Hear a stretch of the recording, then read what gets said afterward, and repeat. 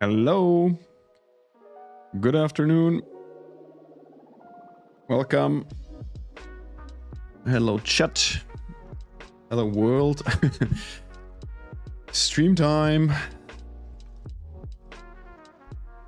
I have to organize myself a little bit.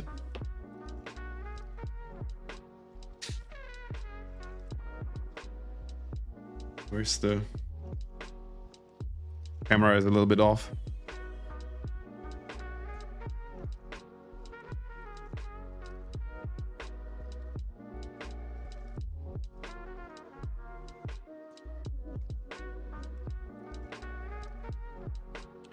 Alrighty, hope you guys are good.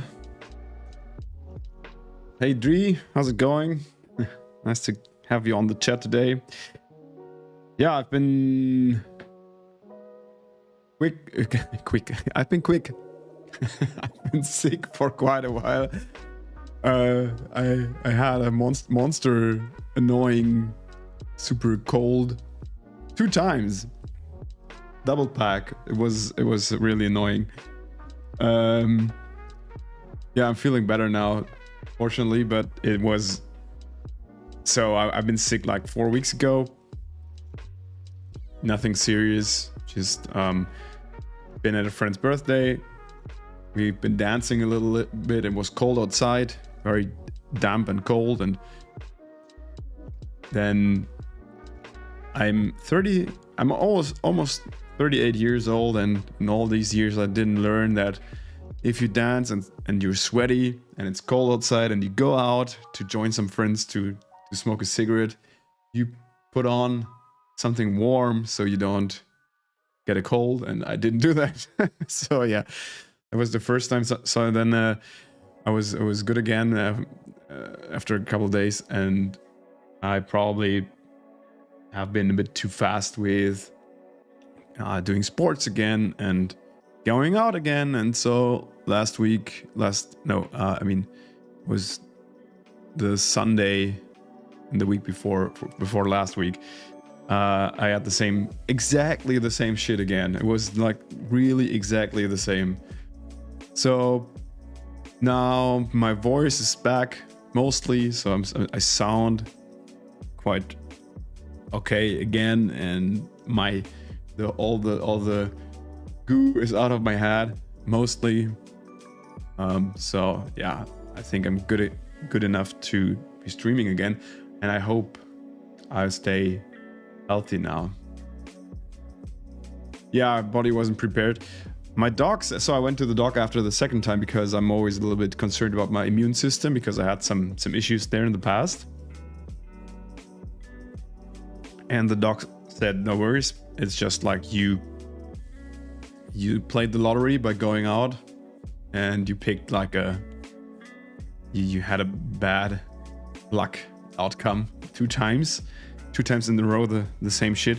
So usually I think if you get sick, the body somehow, so this is really not a non-scientific way of looking at this, but I see it like so far, like you get sick, the body does something to get the sickness out of your body and builds up some strength, and some, like the immune system does something so you don't get sick again right after, and this didn't work this time.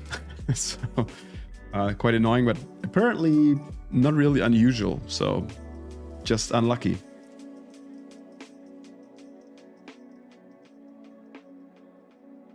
Yeah, so I think in my 20s I was too lazy to really do lots of sports, for example, or to care about my health a lot. And then when I turned like 30, 32, 33, I started working out much more, which was great, but I realized that at this age, your body starts to give you some really, really annoying signals like, hey dude, your tendons and your strings are not as flexible as they used to be, so you probably can't do a 10K run anymore without having 3 days of pain in your legs. Well, welcome to getting old. And I'm like, isn't that's something that should happen at like 40, 45, 50 or so. Why do you come at me with this shit at 30 something? Yeah, that wasn't really what I signed up for. I need to pick some playlist here in my Epidemic Sound. Let's try this one. Marching band. Oh, sounds cool. Okay, let's listen in. I'm not sure if the music is even loud enough so you can hear it. Last time I think it was a bit too loud, but I never get that, so please just let me know.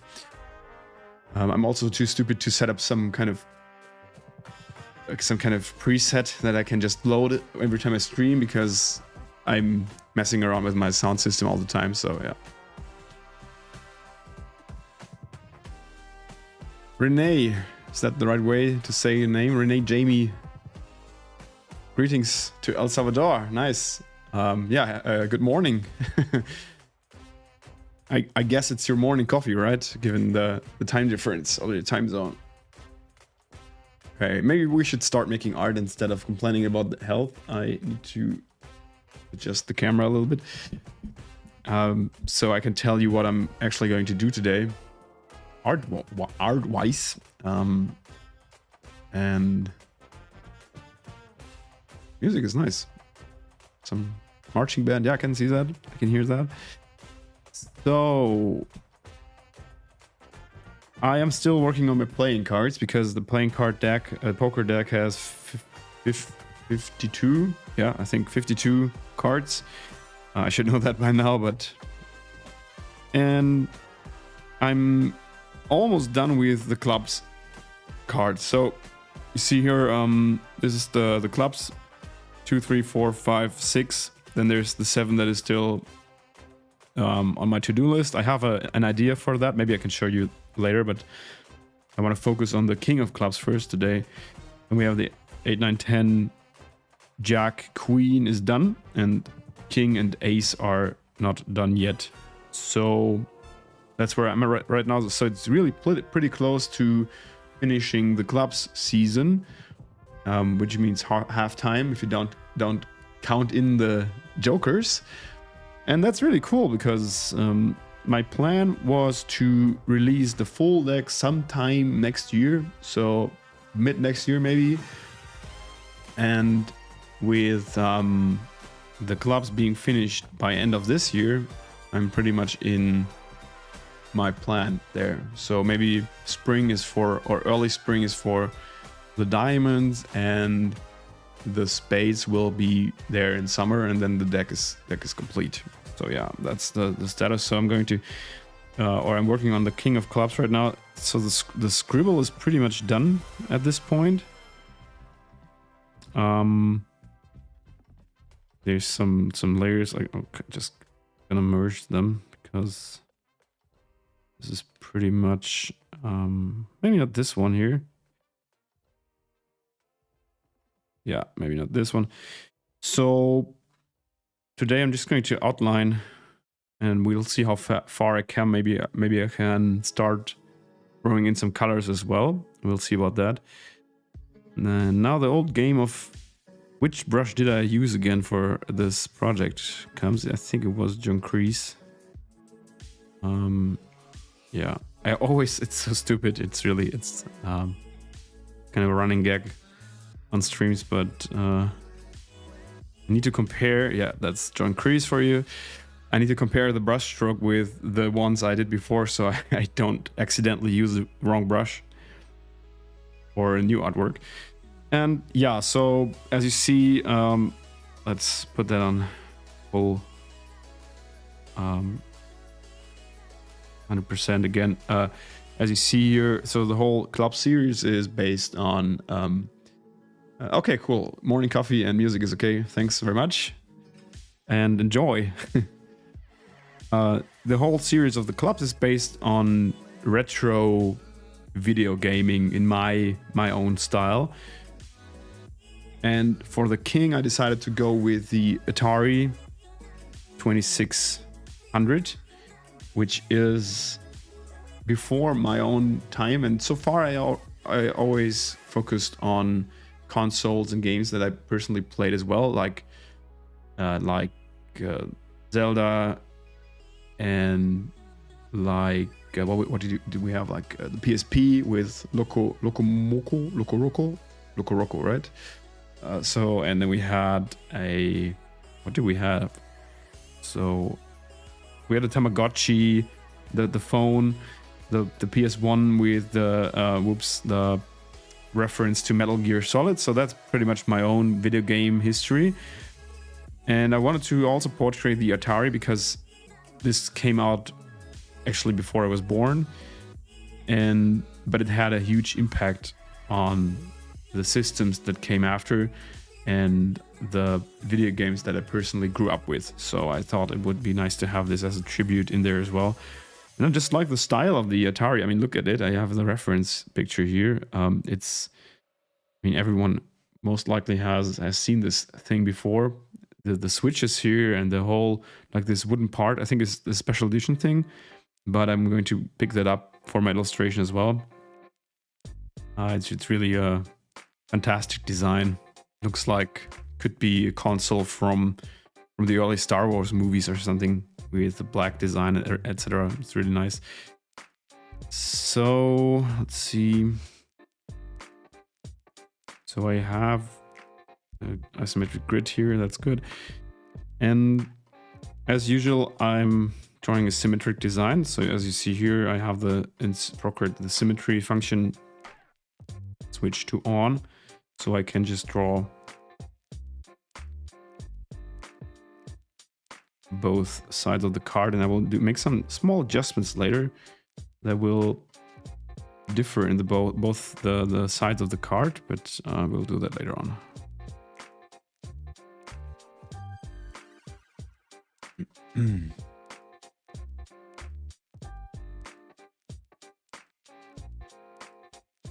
I almost didn't expect the cards or the club's cards to be finished until end of the year, because time is running so fast as usual, and it's almost Christmas, like it's November 18, and it's not even much more than a month until Christmas. It's crazy.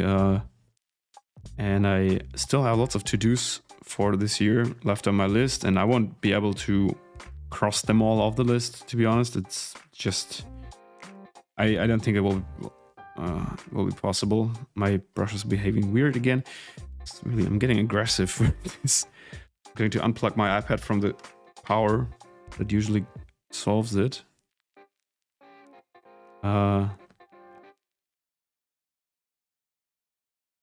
So yeah, I have a couple to-dos that I won't be able to cross off the list, which is fine. So nothing too serious. It's I'm trying to, obviously trying to make all the clients happy,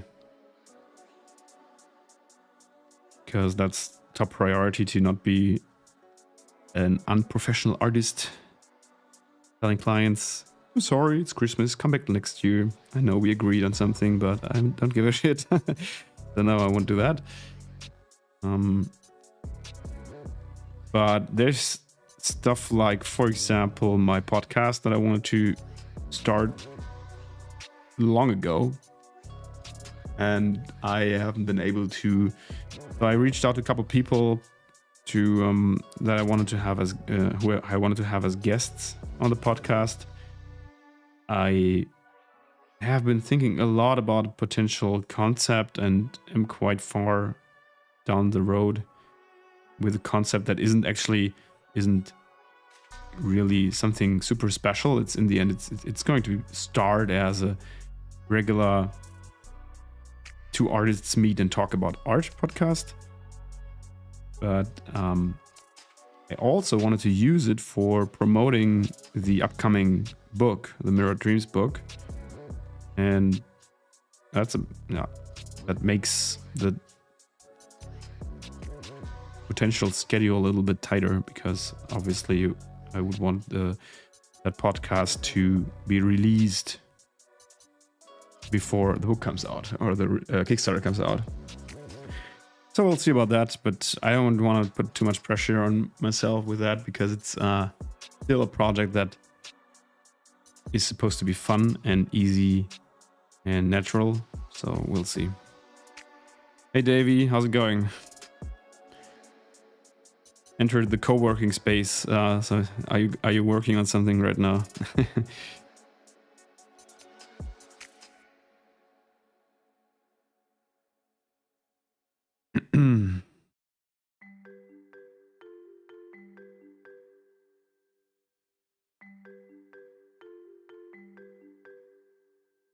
Oh no, I just saw I worked on the wrong layer and it didn't have the symmetry. Oh man, just going to copy and paste that.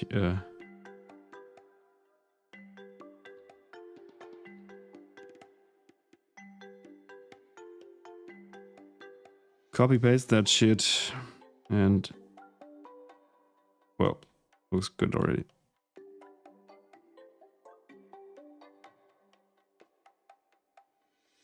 Always, yeah. That sounds familiar.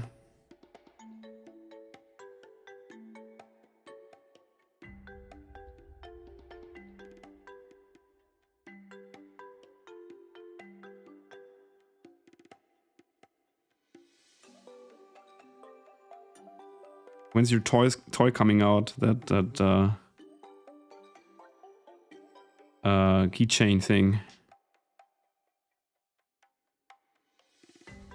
I need a new keychain. Like what is that? What is that called? Like a keychain dongle. Well, the thing that's not a key that you put on a keychain. I need something new because the one I have now is kind of breaking apart. It's like a metal, some metal piece, and it looks like it's going to break soon. So I may want to have one of yours to replace it with.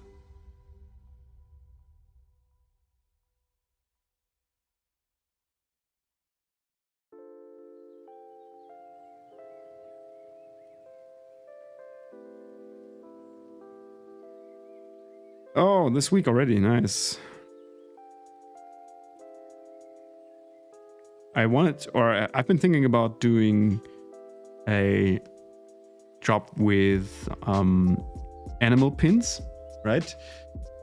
But so I had the idea to turn my bottles, the isometric bottles, into animal pins, but I couldn't kind of wrap my head around how to adjust the design and the details to something that will work as pins, because obviously you need to reduce the complexity, and I really didn't really know where to start to make them suitable for production as animal pins. So yeah, I lost track of that project. Another project that I didn't really follow up with, but maybe I'll do it. I'm at a convention in February. I made the key visual for them. It's called Japan Impact in Lausanne, I think, in Switzerland. And I'm thinking that it would be good to have such a product there to sell, because so I made the key visual for the event, and they like in the deal there's a table included for me to take and sell my prints and everything. So if anyone here is from Switzerland or around the area, like from France or Italy, please feel free to drop by. It'd be nice, because it's my very first time at a convention, and I'm super excited how it will go and if I will make some sales. And yeah, I need to decide what I want to take with me, and I need to set up my table. I don't have any decoration for the table at all. I need to come up with that stuff sometime soon.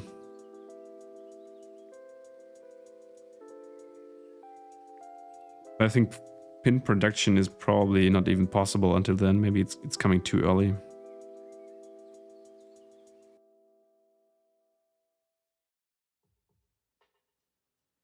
Ego Blue has said hello. Welcome to the stream.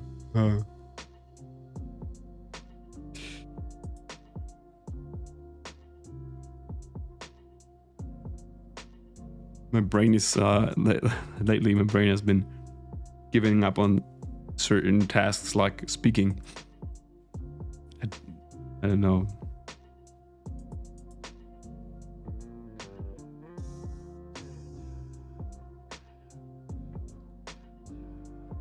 Yeah, it's really tricky.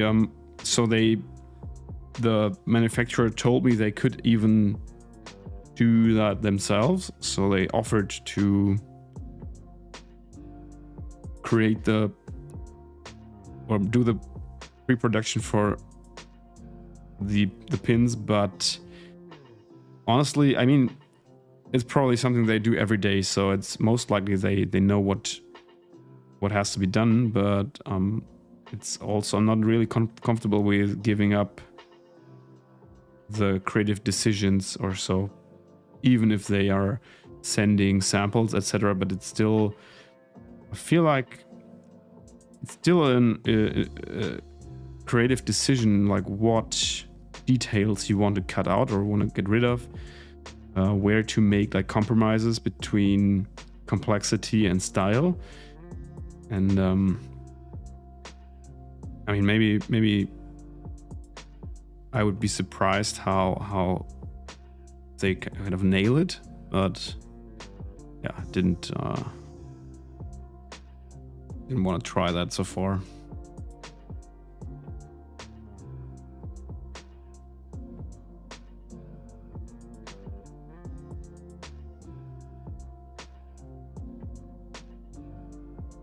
So, Pac-Man. Pretty sure the game references in here are clear. So we have, of course, we have Pac-Man here, and we have Space Invaders, like the aliens here. There's a little kind of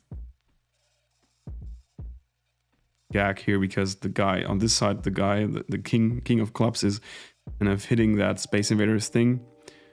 Maybe he's even like doing like some kind of ninja trick to take it out.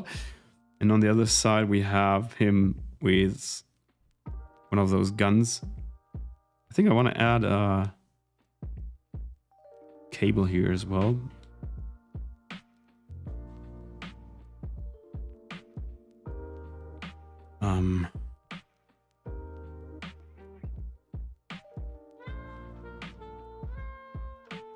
Maybe something that isn't going to be confused with his dick. So, and yeah, he's shooting like little laser beams here through the scene that gives more dynamic and breaks up the symmetric composition a little. But yeah, the rest is kind of clear with Pac-Man and Space Invaders.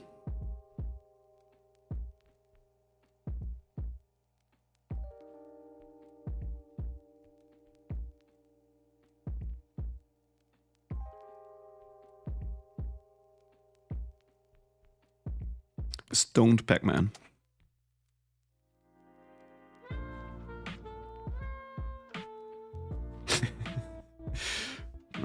Let's not make fun of poor Pac-Man.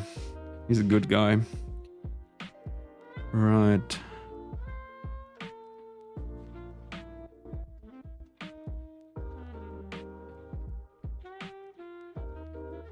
I'm going to draw the symmetric stuff first, meaning the elements that are 100% the same on both sides, and then I will head over to the other parts.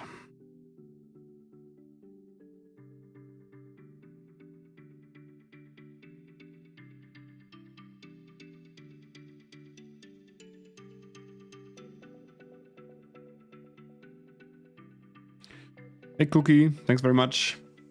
Glad you like it. I'm so bright today. Quickly check. Camera settings are weird. No, they are not.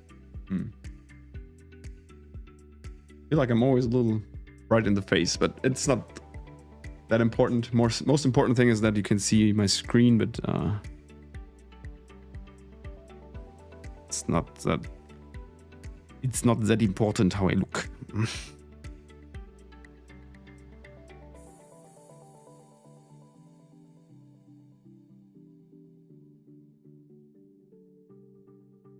So this has kind of a beveled. I'm not sure if this is really the original joystick, the Atari. Looks a little bit like an overhauled version. I don't know why. It's something's a bit different. Let me quickly check if there's another version.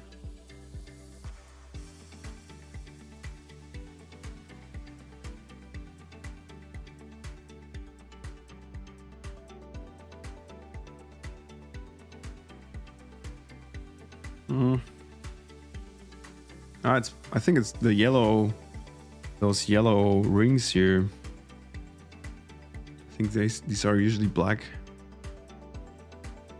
The rest looks pretty much the same. Okay.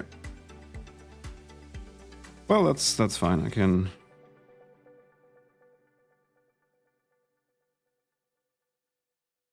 adjust that later on. I think I just want to make it more square.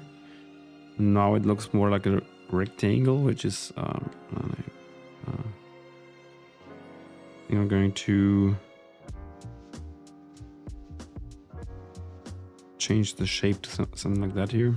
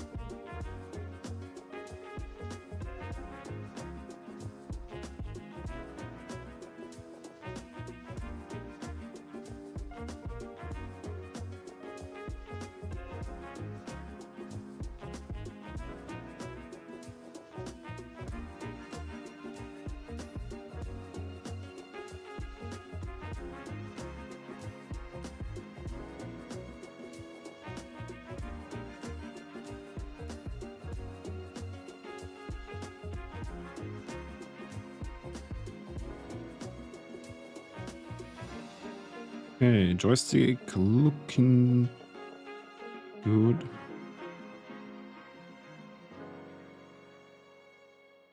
I'm going to draw two versions.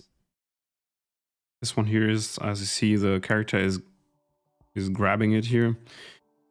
So it's pulled back a little. And this one here is straight. So I think I'm going to draw the straight one first.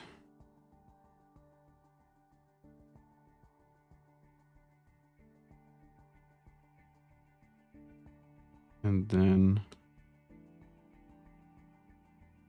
I can adjust the other one later on.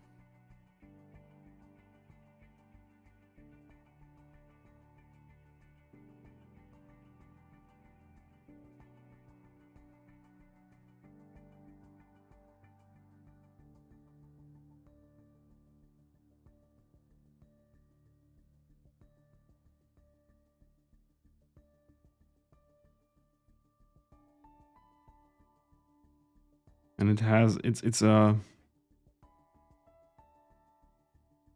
pen, not a pentagram. No, that's what's the other one that has six sides? So it has 6 sides. Let's say it like that. So it's shaped like this. Really weird design.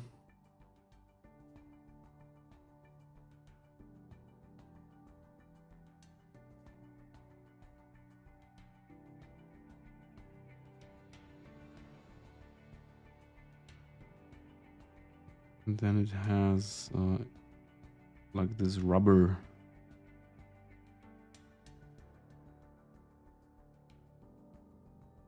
thing here.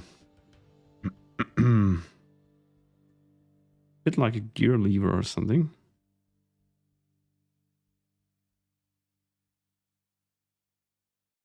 Yeah, I think that's right.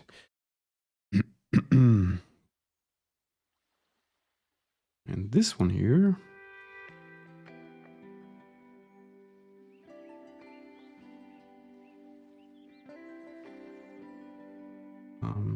Nope.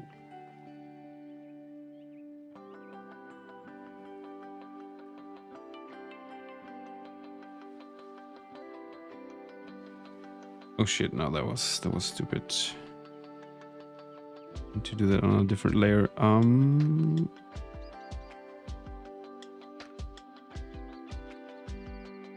Going to cut and paste this whole thing here. Okay. Hexagon, yeah, thanks. That's the word. Same in German, but I wasn't sure. So we basically just change the perspective here by not really doing much, but kind of I imagine like these rubber rings kind of stick out more on the side where, like the opposite side where the joystick is pulled to.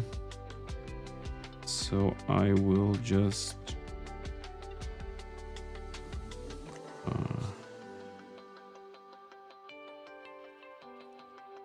yeah, lots of messing around here.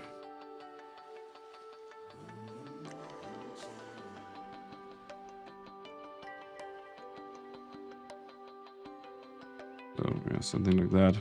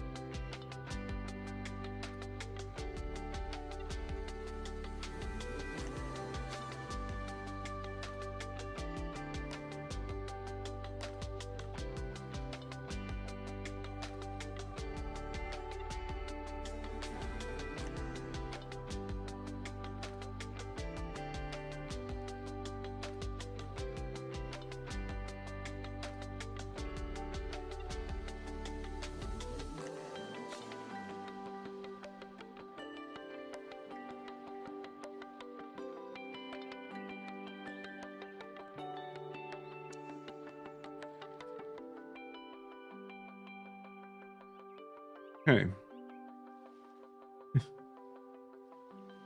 Nowhere nearly done, but I'm just saying, okay. Sometimes I need to reassure myself that I kind of, okay, I've done something, and now let's keep on doing that.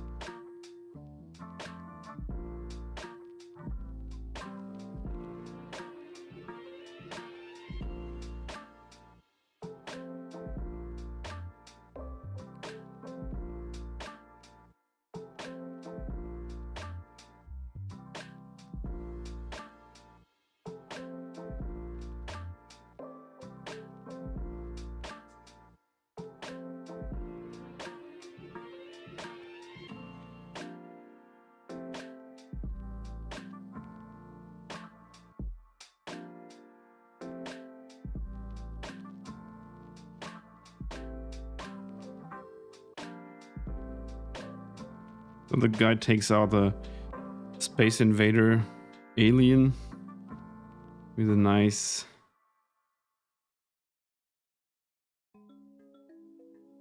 cut.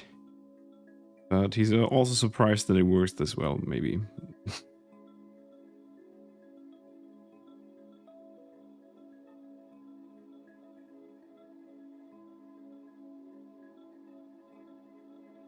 Oh yeah, man, I almost forgot about my free ebook that I have for you guys. Just check out the link there. I didn't promote it for quite a while. I should do that more often still.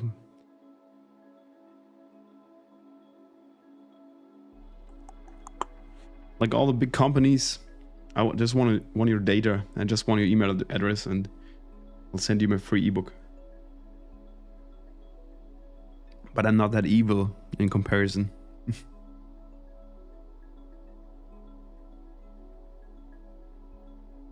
Alrighty, so shoes are missing yet.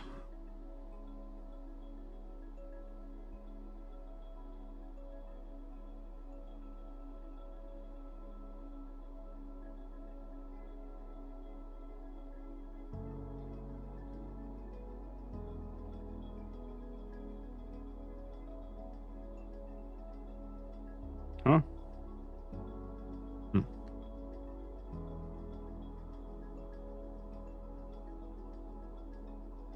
Giving him some nice runners here.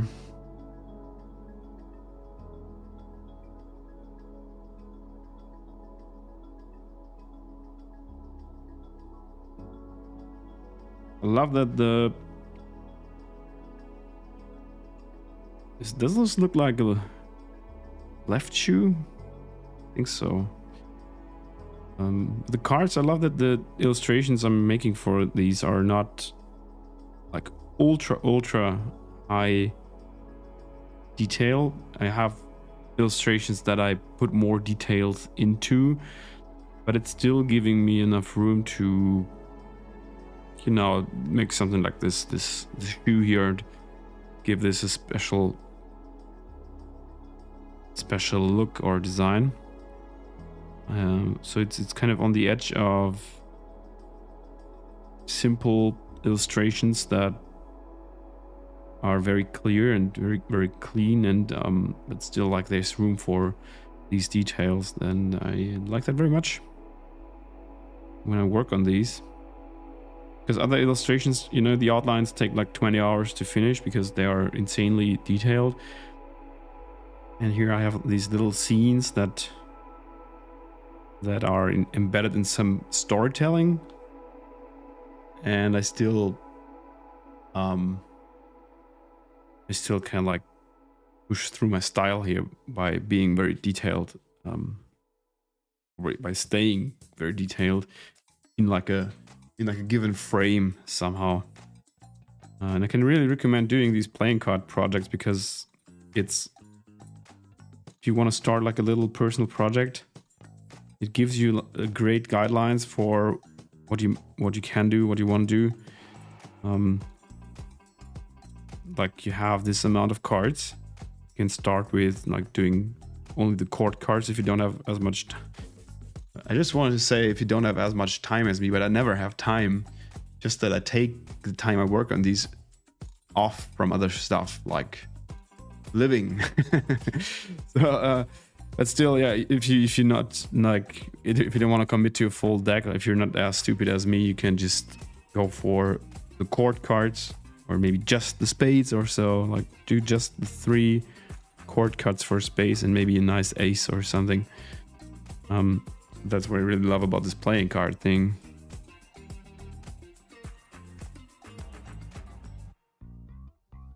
I wanted to give him a necklace with the clubs symbol, but I have to make it like this. I think, yeah, that's great.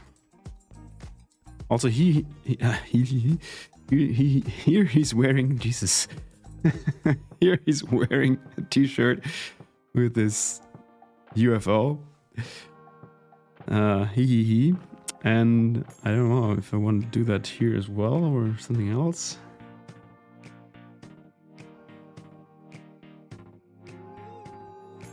Yeah, personal data isn't really personal anymore. That's the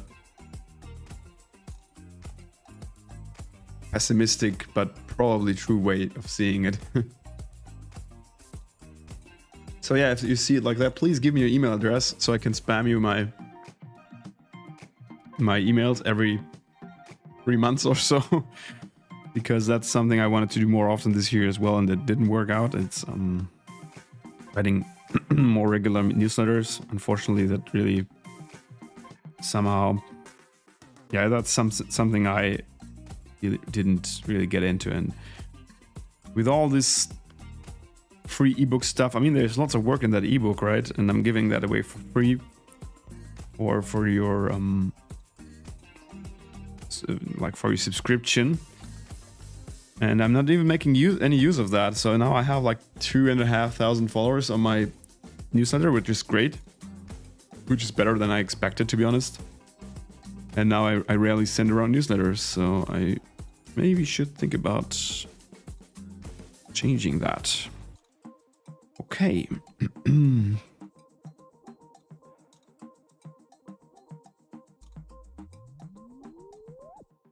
So here's some pieces of the Space Invader.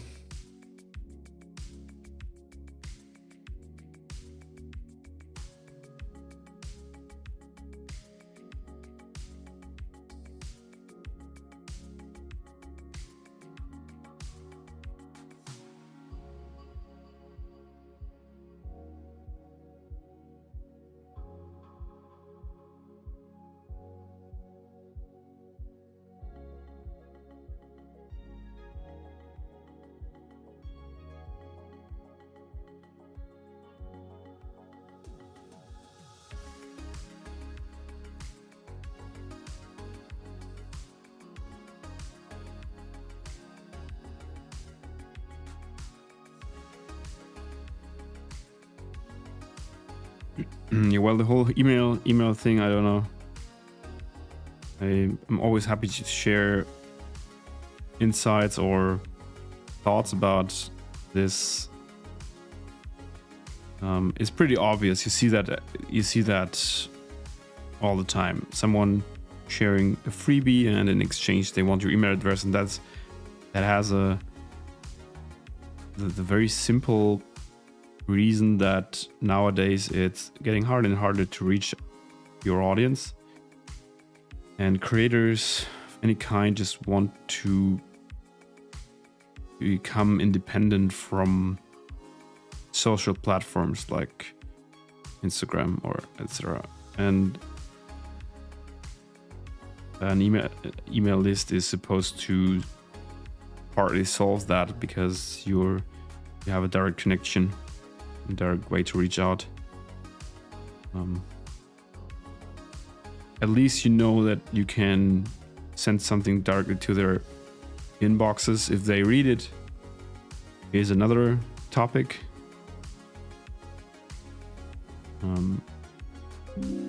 But yeah, that's the simple reason behind all of this.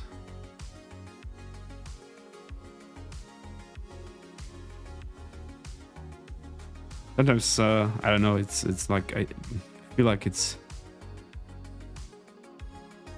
when I read this stuff about, hey, I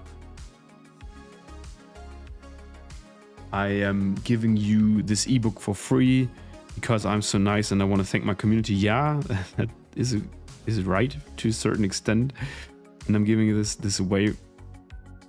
I really love giving this away and seeing like people reach out to me like, hey, I'm halfway through your book and it's really helping me already, and I tried out a couple of the tricks, etc. It's great, but sometimes I think this this is still work, right? And you don't usually give away your work for free without something in exchange. And I feel like sometimes it's a little bit of like over the top. Hey, I'm the friend of the artists, and I'm giving away my brushes for free because I'm such a nice guy. There's a reason.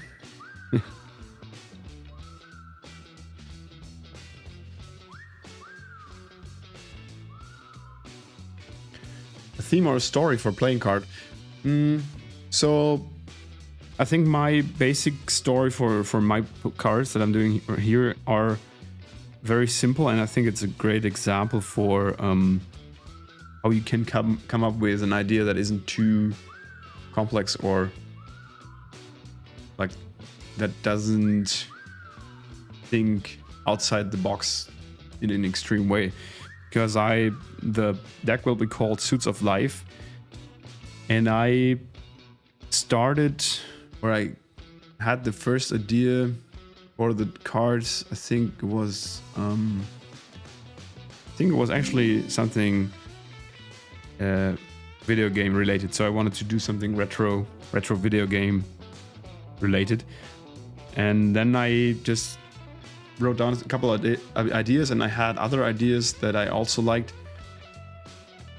And the main concept behind this is now aspects of life that I find important or interesting, or that are kind of that inspire me, you know. And the first season was Magical Love, because the season or the cards were about relationship and love in a little bit of a fantasy kind of setup, and also a little bit with like a tragic twist, because we have, for example, the King of Hearts, the Magical Love King, is sitting alone on a table, and he got stood up by a date. so we have like a little bit of a dark, humoristic touch to it, but in the end it's just all like everything that I made for this deck is just really everyday life based. So heartbreaks and relationships, gaming, as you see here. Then we have season 3 will be about food. So I think I will make it a little bit inspired by kind of guilty pleasures, junk food kind of thing, or like I will maybe add some soft drinks and like I don't know, stuff like that, unhealthy food, because all like the magical love season already had this little dark touch, and I want to keep that for the food season. And then the last one isn't decided yet, so I will think about ideas, or I've been thinking about ideas for the last season or for the spades for a while now, and I couldn't decide for something that I liked best yet. So, but I will come up with something later on. So as you see, it's very everyday and very things that I have in my personal life. Fortunately, I'm not heartbroken at the moment, so that's on that front, everything is nice. But yeah, it's aspects of life that inspire me. And when you design a card deck, you definitely should pick something that inspires you, because otherwise you're going to have a hard time designing 52 cards. But you can just start with one of the suits, like the hearts, and see where it goes.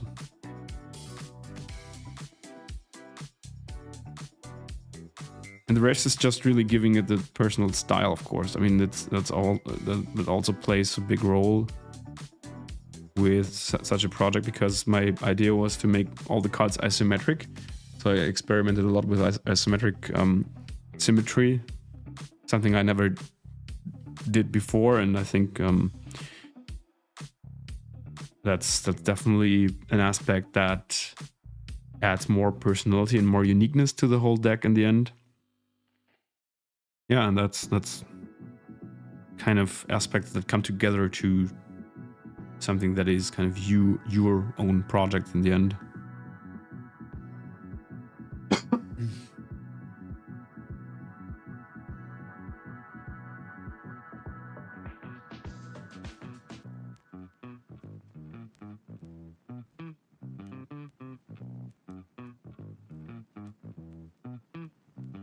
Or you could just do funny characters, you know. So, I mean, the court cards, the Jack, Queen, and King, are usually real like character designs. You could start with that, like pick a certain topic or something historical or something futuristic or whatever your thing is. And you could just start with some really nice,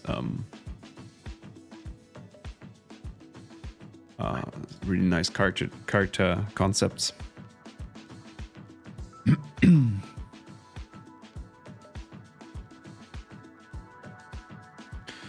think I want to put the ghosts here on a separate layer. I'm glad they're not too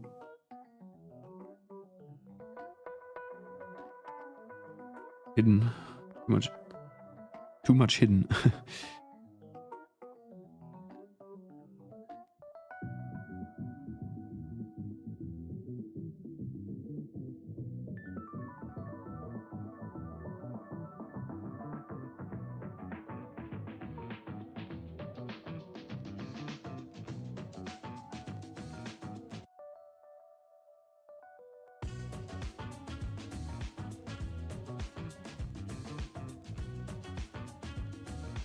Because I want to separate a couple of objects here and there, because later in the card animation you have the parallax effect. Some of you may have seen the animated cards that I'm creating out of these, and oops, no, that was wrong. Okay. And for these the parallax animations, it's not possible if you don't separate objects to different layers. So yeah.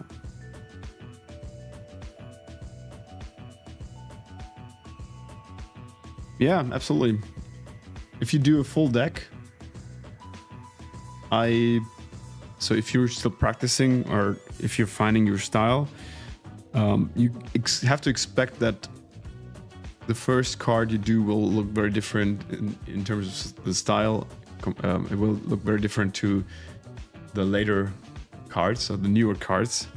At least that's what happened to me with these projects, where you have a high number of single pieces that you create, is that your style develops over time, and especially it develops especially when you're still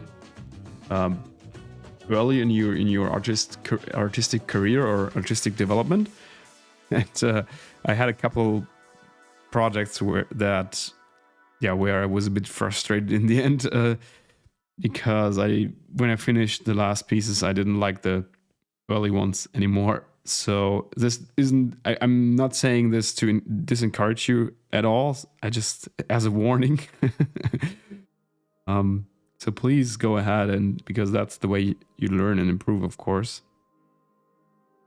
Just saying that as a fun fact, because I remember a couple of projects where I was like happy with the outcome first, and then later on I thought like, man, I want to redo all of the first ones.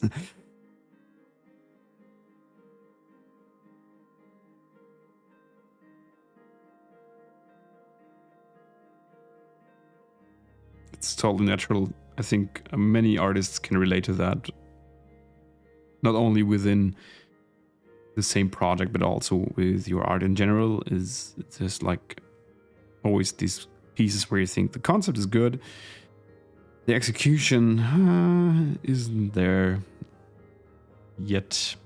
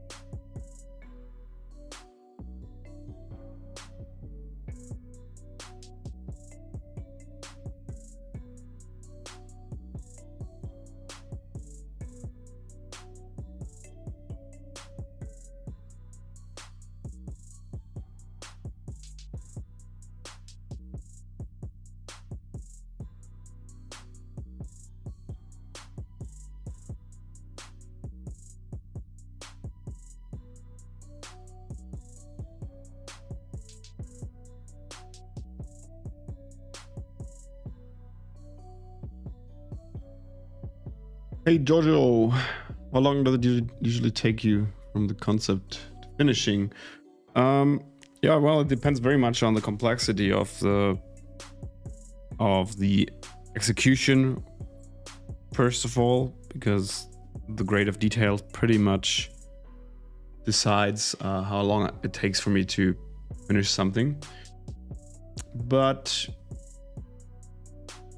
it's so for playing card design like this, it's around 10 to 12 hours for a really complex thing. It can be up to like 30 to 35 hours plus animation if there's any animation involved. But with these playing cards, I'm pretty fast because it has a very predefined frame of or scope of work that I know where to put what and what I want to do. I don't have to think about color palettes a lot, for example, because I define a color palette for the whole season of cards, and it's always similar. So I don't. So I only have to decide on the specifics, like what color do I want to apply where. So that's why I'm pretty fast with this one, I would say, or with these parts. Yeah, so it can be really all over the place, but usually not more than 35 to 40 hours is probably the absolute max. So as I'm doing a lot of commissions, no one pays for that as well. So there's I usually work with fixed prices for business clients as well, but there's usually a limit at some point.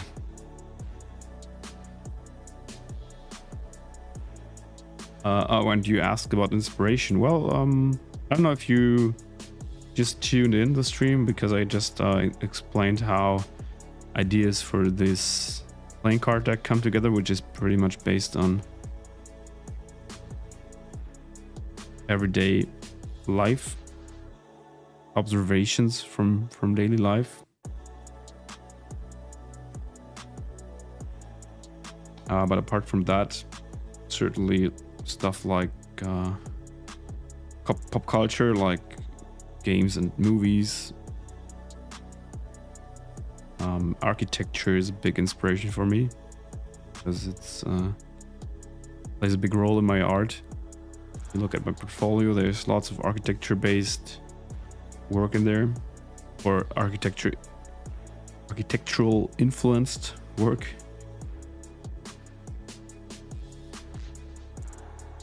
And yeah, cyberpunk and sci-fi, lots of books, stuff like that. Yo, Sirius, how's it going, man?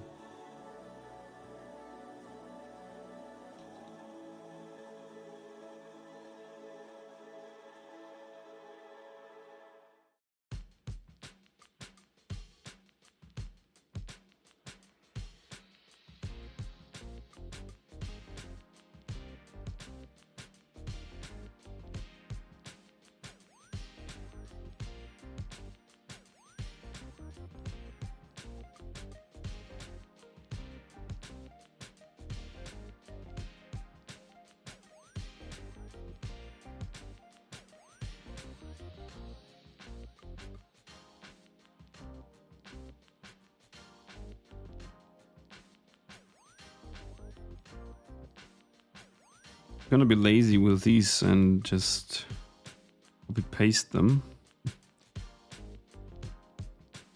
Let's see how much or how many of these things does the original have. 1, 2, 3, 4, 5, 6, 7, 8, 9, 10, 11, 12. Okay. See if I can actually give that the original amount. So that's 8. Oh, looks pretty good. 12. Nice. That was a fortunate coincidence. Just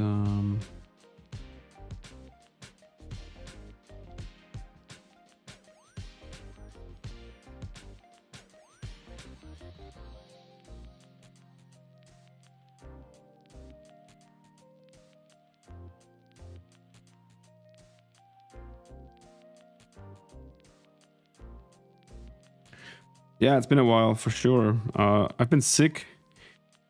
Been still like not as sick as lying in bed and being a vegetable all day, but more like the voice isn't fit to stream or talk a lot in general. So yeah. But also, as usual, I'm just streaming lazy. So I just don't stream enough as usual. I'm also behind on some YouTube videos I want to produce. 2 of them. Well, no, one of them, 1.5. The one of them isn't like, one of them is for a commission, and the other one is also for a commission, but it's YouTube is not the primary channel where it's going to be published. Yeah, but it's just slow on these video things right now. Always takes so much work to. I mean, the live streams are easy because I just sit down here, put on the camera, and just start drawing and talking. But video production for a pre-produced YouTube video is always so much work. It's, I didn't find my workflow there for being comfortable, like writing down a concept, putting on the camera, talking to the camera, cutting it, and just release it. But and I even see like the results on YouTube are great if you put in some work. It's really worth it. But yeah, it's a little bit of a struggle, and also a matter of not having enough time for this.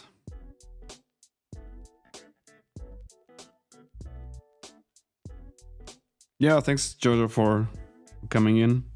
No worries. Always happy to repeat myself. Yeah, thanks for asking questions. Always appreciate it.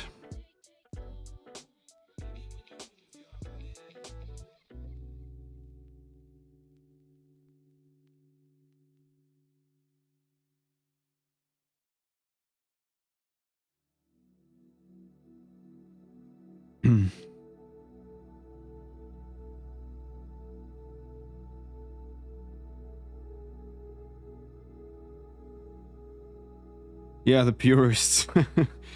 I mean, the whole design of the thing is, of course, a little bit adjusted to my style, so it's kind of a little bit cutified, or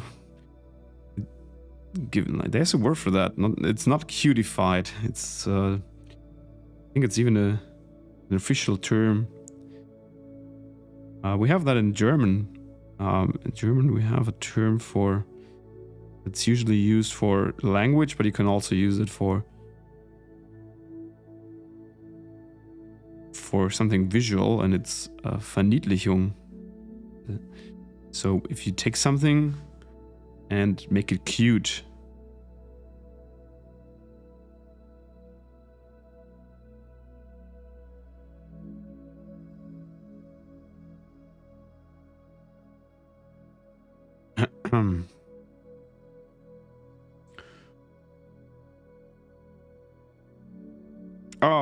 I hope your kid will be better soon, man. That's it's definitely the season. And I entered the doctor's last week because I have the kind of the same illness or same symptoms 2 times over, so I was a bit concerned and went to the doctors, and it was like overcrowded there with people having the flu and all that kind of stuff. Like, yeah, it's this the season.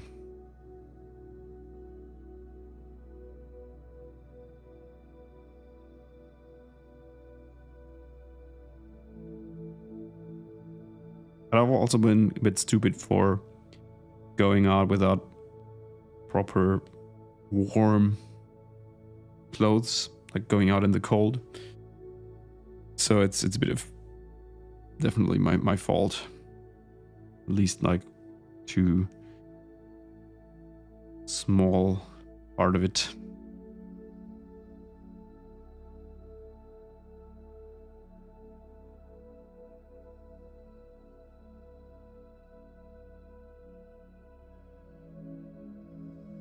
Kavaianized, right?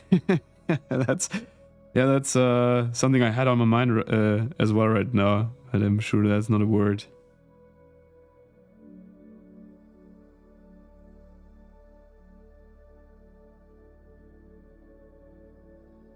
Hey David, how's it going, man?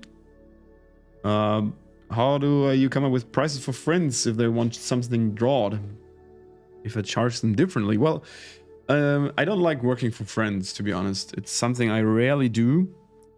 And the reason is that I don't want to charge them the full price, even if they ask me to. So I feel it doesn't feel right to me. But then, you know, the mix of expectations versus me taking time to work for free, even if I want to work for free, but allowing myself to take the time to work on something for them. There's like a weird, or let's say I made a couple of weird experiences where I didn't really kind of have like big like fights with friends or something, that not that, but where the situation was a bit like strange. For example, where I wanted to make something and I told them it's just give me like buy me a beer and that's it. And then a job comes in that's well paid. I have to I want to take that job, push back the other project, and the friend asked like, where's the work, when is it done? And I'm like, I have to do this job now. And yeah, something like that, you know. And I'm also very careful. So if I get to meet new people and they are very quickly asking me to make something for them, this is a bit of a red flag for me sometimes. And I had that a couple times where, for example, I moved into a shared flat with 3 other people as a student years back. And after a week of moving in there, the guy, my flatmate, came to me and asked me if I could design what was that, a birthday card, I think, for him. And he had expected me to do it for free, you know, and that was something like that is I think is a bit of a red flag for me. So yeah, I'm always careful with working when I want to work for friends.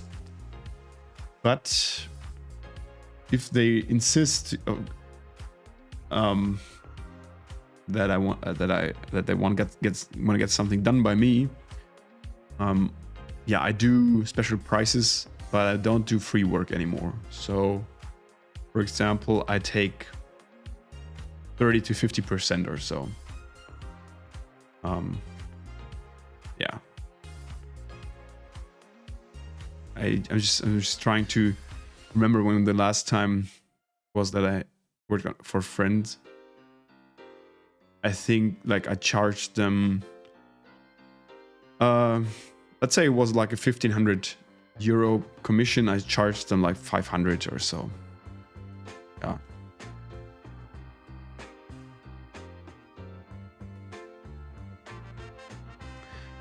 Ego, no, I haven't been to Japan actually. It's on my travel bucket list for a long time, as you can imagine, or as you found out yourself. The inspiration from Japan is undeniably there. But yeah, it's time versus money versus me not really being someone who likes to travel a lot. So I like going on vacation.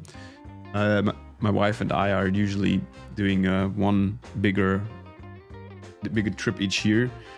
But so far we only traveled Europe, for example. So we've never been out of Europe. And oops. Yeah, I'm a bit travel lazy, you know. I kind of almost despise traveling. I don't have a problem with like going on a train for a couple hours or so, but long and far distance journeys are not my thing. So yeah, it's hasn't happened so far. My way of dealing with that is getting inspired by Japan through books and movies and everything, like all kinds of media. Trying to catch the atmosphere. Of course, lots of anime and mangas. Yeah, but I think it's a little bit ridiculous that I've never been there. Really changed it at some point.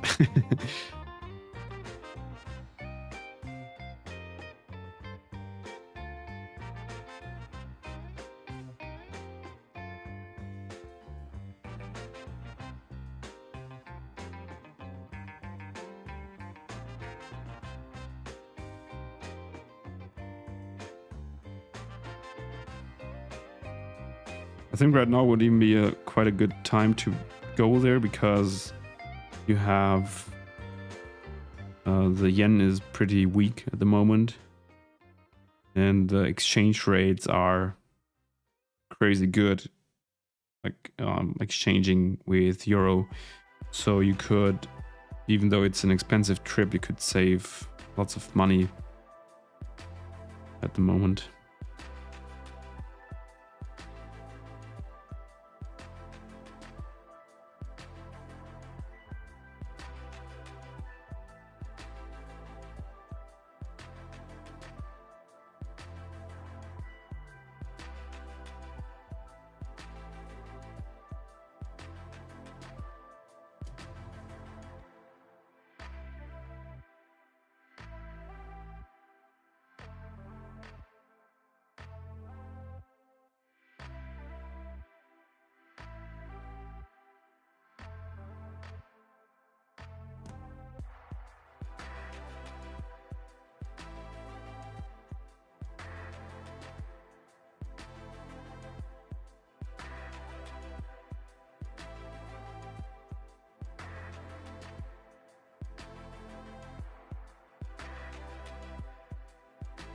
Yeah, when collectors start becoming friends, yeah, that's something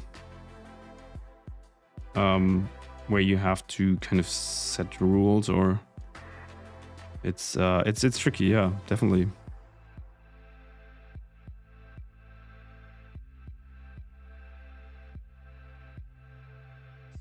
But also, again, it's something that where you, I think, quickly see how someone is like treating or seeing your relationship.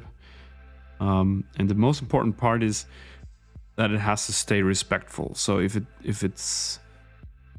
someone asks for something for free without, even if someone asks for a special price, I'm really careful, because I don't like this kind of mentality. People coming to a professional asking for something for a lower price. But if they offer it to someone, or if you offer it to someone and say, hey, I'm totally fine with taking a reduced price here, that's of course something else.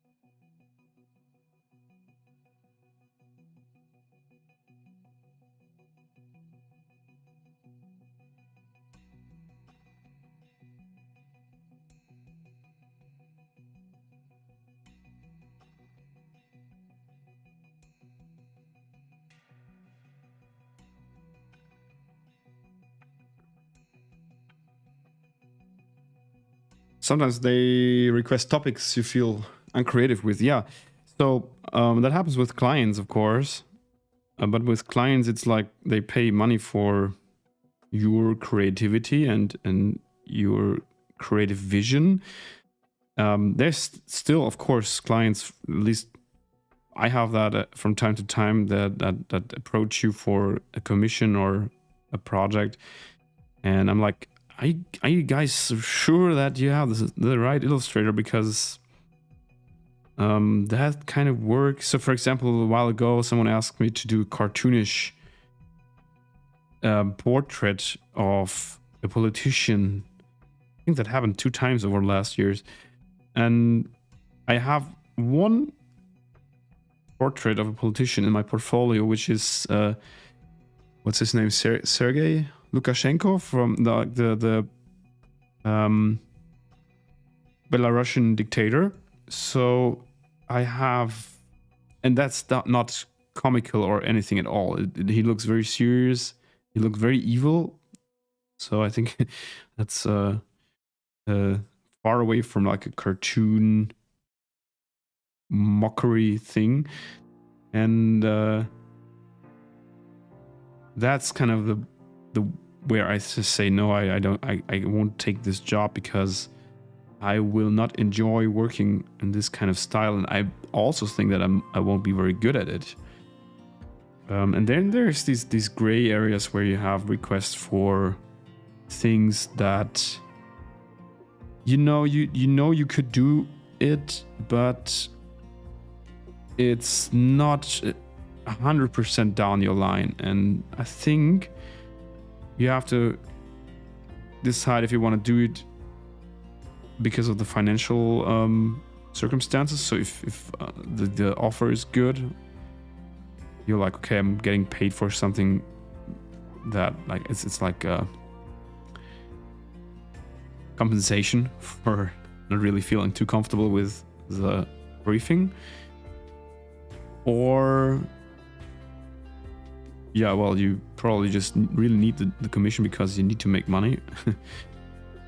But if it's a friend asking, honestly, I don't want to kind of suggest anything that the friend is a bad friend or something. Don't understand me wrong, but I think friends ask like a friend illustrator or a friend designer to do something that isn't really down their line because it's the designer or the illustrator they know.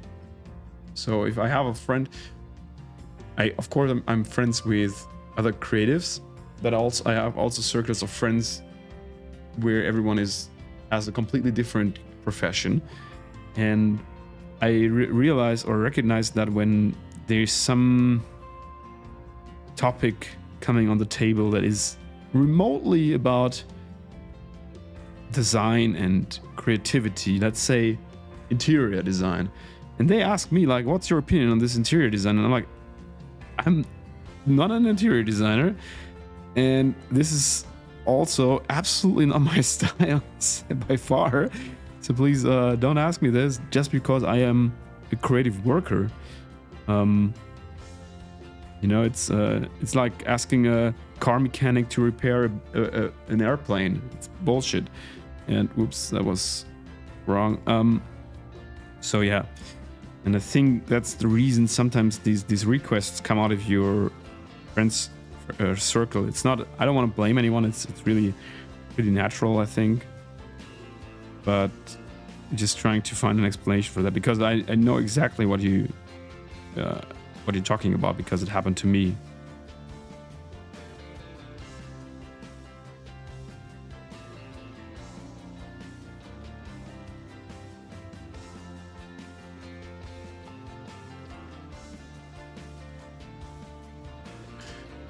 Ego, what animes and mangas inspire me? So yeah, well, that's a lot.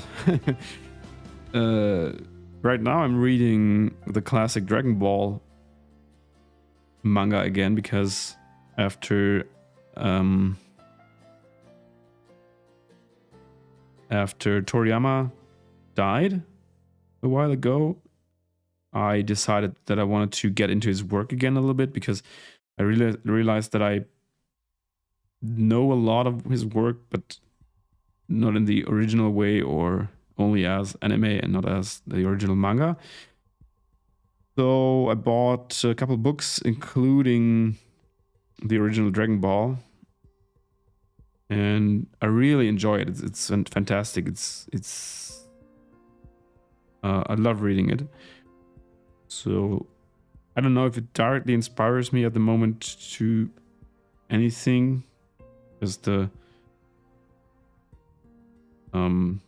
character centered, and I'm not a character designer as well, so it's not you can't see any direct influence in my work at the moment.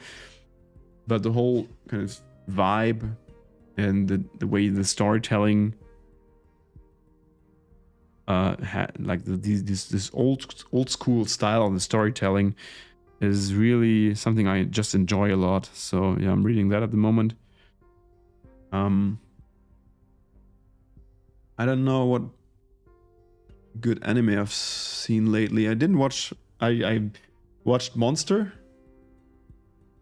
Still not finished yet, but it's also another classic. So as you see, I'm very much into the classics at the moment. I didn't have access to animes and manga as a child, so I'm trying to catch up on a couple old school things at the moment.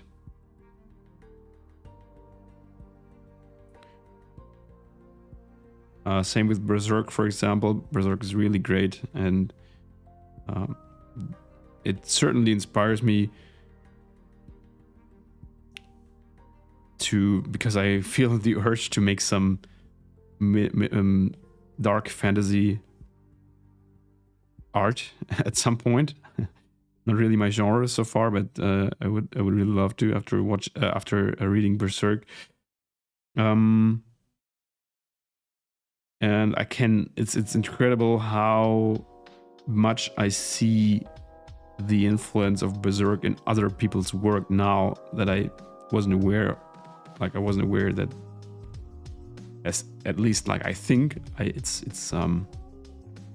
suggest like something here, but I'm pretty sure that lots of artists I follow and whose work I really admire have been influenced by Berserk at some point in their career.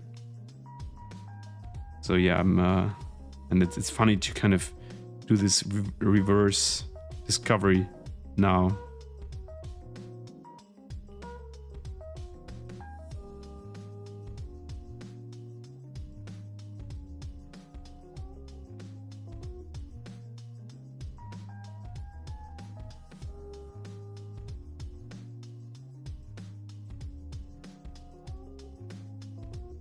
Serious, yeah, you're afraid of your own friendliness. Yeah, well, that's you should never apologize for being friendly, but it can get in your way in business, like with your business. How do you want to say it? Like your business mindset, maybe. And the thing is, when I work for free for something, I'm like, I could really work on my own shit right now.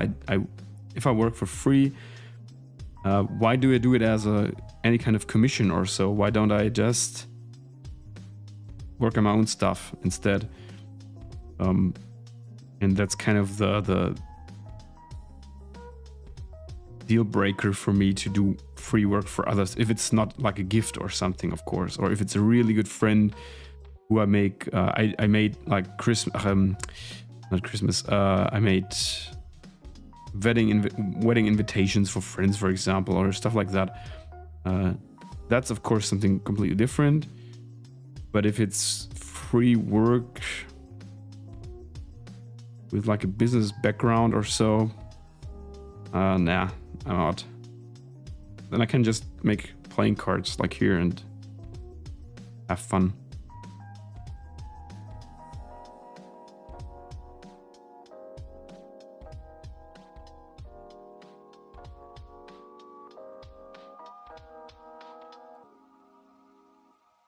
I just gotta go and grab something fresh to drink. I'll be back in a minute.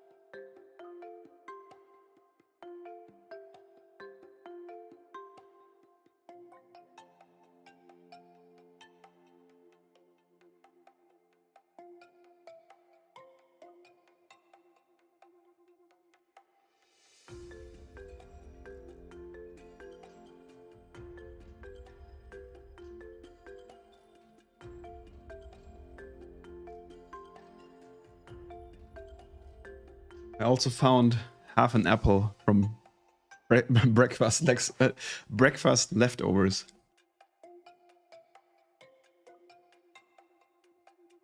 Good one.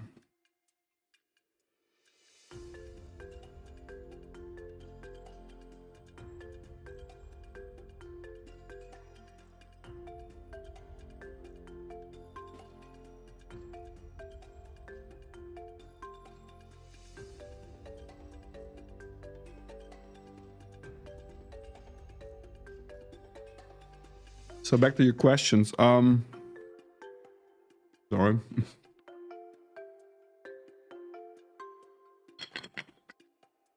So David, did I study illustration? Yeah, I did study design, or as it's called in Germany, or in this particular at this particular uni, it's called communication design, which is pretty much a standard graphic design, brand design, all this kind of stuff course. And back then I also wanted to become a designer.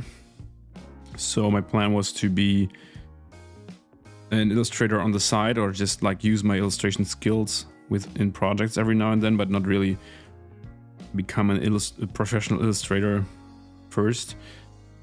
And the cool thing, and that's really, I'm really glad I did I picked this uni back then here in Münster, in the place where I still live. The cool thing is that they have an interdisciplinary approach to creative disciplines, meaning that if you start studying design there, you also have to choose a second main, like a secondary focus. Like you have to pick courses from either product design, media design, which is like camera and movie and photography work, or illustration. And so it was obvious for me that I pick some drawing classes and do this stuff because I was already interested in illustration. So I did a lot of drawing classes, and I didn't even realize back then, but if I look back now, it's pretty clear. I even took I took the drawing classes and the illustration classes much more serious than the design classes. Or not, I didn't take it more serious, but I invested lots more time into it. And so in the end, long story short, I'm sorry, this is a pretty long answer for a short matter. So yeah, I am officially a designer, and I graduated as a designer, but my time at uni was spent with illustration classes mostly in the end, or at least 50-50.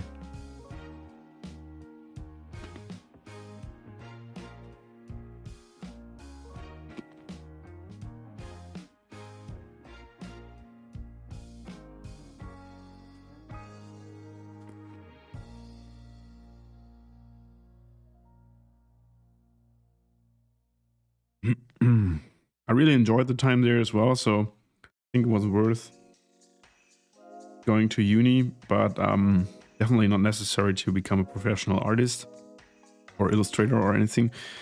So what I benefited the most from was that you're surrounded by other people with similar goals than yours, kind of every day of the week.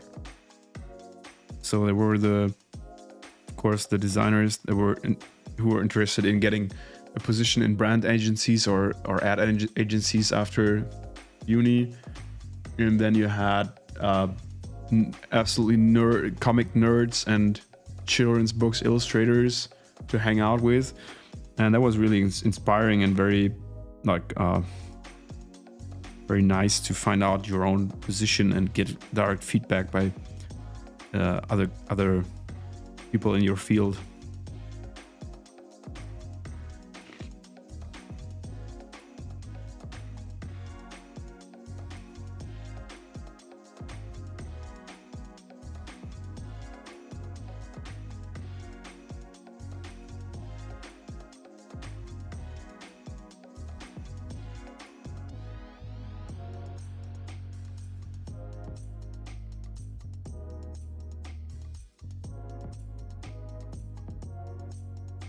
Hey Lex, thanks for coming in today. Oh, thanks so much. I happily take the Möbius reference because he's definitely a big inspiration. I have a couple books here right behind me in my bookshelf, and it's I love the guy's work for sure. Funny thing is that I developed sounds so active, so I feel like a style finds you more than you develop it, but it's still a useful term. So it's kind of like that I developed this style before I even got to know Möbius' work, because, and I think that's similar to what I explained before about Berserk happened to Möbius' work for me, is that I saw other artists' work and got inspired by them and thought like, okay, this is the stuff that I want to do, and this is kind of what I want to take as an influence for my drawings. And I'm pretty sure they have been influenced by Möbius. And then at some point I discovered Möbius' work and bought lots of books and looked at lots of art of his online. And then of course like realized, wow, this is kind of the father of this style and this vibe and this visuality. It's really interesting. And so I did it the other way around, and I bought all the books and got inspired even more.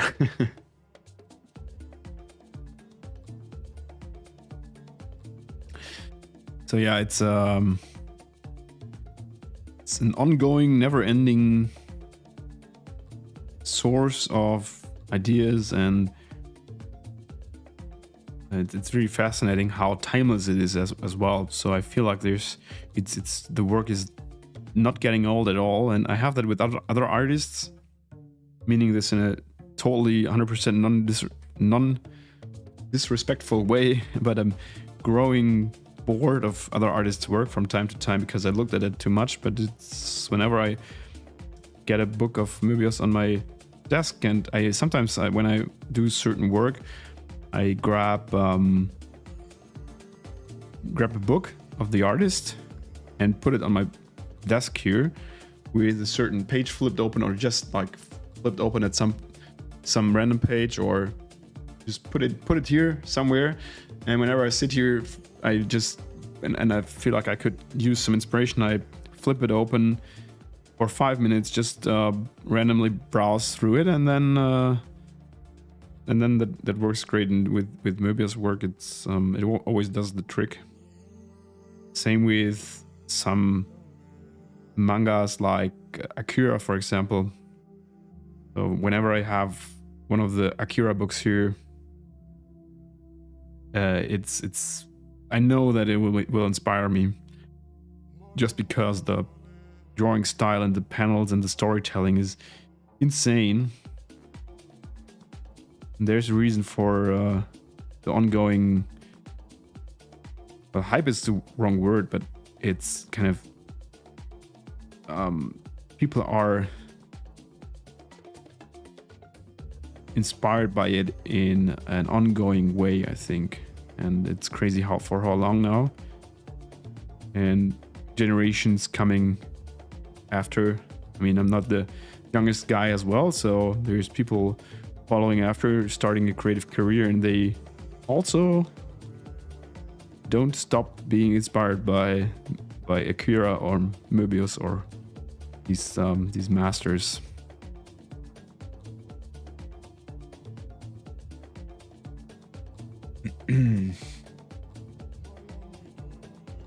Applemoose, hello. How's it going? David, you study integrated design and you feel you're a way better illustrator. I think it's not necessary that you have to make a decision for illustration or for the alternative, which would be design as well in your case. My decision back then was really solely based on passion, and I remember I was in a drawing course with a really good teacher. His name is Thomas Wellmann. He's a great illustrator. He does his books are fantastic. So I'm writing his name here in the chat. Maybe I want to check out his books. I can really recommend his comics. So he was a teacher of mine back then, and he asked me, why do we want to become a designer and not an illustrator? And that was kind of before I made the decision, obviously. And I told him I don't think I can make enough money from working as an illustrator, because I see all the illustration pros kind of struggling, and it's such a hard market to start into, and I don't know where to find like a starting point. And there's, of course, I mean, obviously no positions for illustrators in agencies where you can get a contract. So it's all freelancing and short-term contract work. Yeah, and he said like, yeah, it's understandable, but you should probably think about it again, because I think you're doing a good job here in the course and in the class. And so that's kind of funny, because in the end I decided for my passion and thought like, okay, do you want to work in a field that makes you happy, or do you like want to work somewhere that doesn't really make you happy, but maybe earns you more money? I mean, who knows? You know, you never know if it really yields more money in the end if you work as a designer. And yeah, so that was just the decision pro passion in the end. But you don't have to make it an A or B decision. You can also work in both fields, in my opinion. I worked in my first years as a freelancer. I also made some money from design jobs, just because they just kind of happened to approach me for a design job, and I was like, okay, I'm a starting freelancer. I need money to pay my rent. Give me whatever you want, and if it's a design job, it's fine. And I can shill my my illustration skills to you now, and tell you, hey, by the way, you know me for my design, but you should also know that I am an illustrator. So if you ever have something down that line, I'd be open to take a job there. And surprisingly often, someone said, hey, okay, we put it in our list of illustrators. That's great. I didn't know. And I'm like, the work is right here. You just have to check out my website. And they were like, I didn't know. I didn't even know you could draw at all. And yeah, so there you go. So, but you'll just find your way, right? So sometimes you have to make a decision, but it's not like from this day on, I'm an illustrator and not designer anymore. And if you're at uni, of course, you have to decide if you want to graduate in a specific field, but no one cares what you have your graduation in. Everyone cares about what work you do. So now I have to catch up on the chat because I'm holding monologues here. Applemose, you have the iPad Air from 2019, and the processor isn't always strong enough for Procreate. Yeah, the 2019 iPad Air might be a bit outdated for sure. Honestly, I can't tell you if the upgrade is good. I feel like you are in need of an upgrade soon, because your iPad will turn 6 years and Procreate is evolving. And I think resolutions will go higher, because 4K screens will be distributed to everyone in not like so long in the future. We still have like upscaling and we have great upscaling tools nowadays, but I think an upgrade would be good, yeah. But did you check the price on a 2022 iPad Pro? How's that? Because I think that's probably a good alternative for you if you can get a used one, for example. So I don't know what your budget is, and I don't know the prices, but I sold a 2021 iPad Pro not long ago, the large one with 512 gigs of storage, and I sold the used one for 500, but it had a display, the display arrow. The display turned a little yellow on one side, so it wasn't like a mint condition. But I think you could probably get it for 700 or so, 750.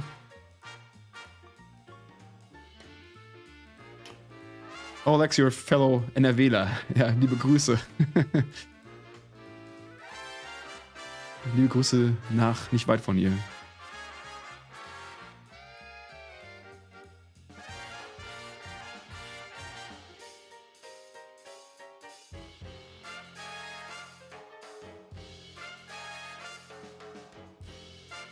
The storage size, I think, so with the new iPad Pro, the storage size is a decision that also includes the decision for if you want the iPad with the RAM, like the 8 gigs RAM or the 16 gigs, because the 1 and 2 terabyte versions have 16 gigs of RAM, and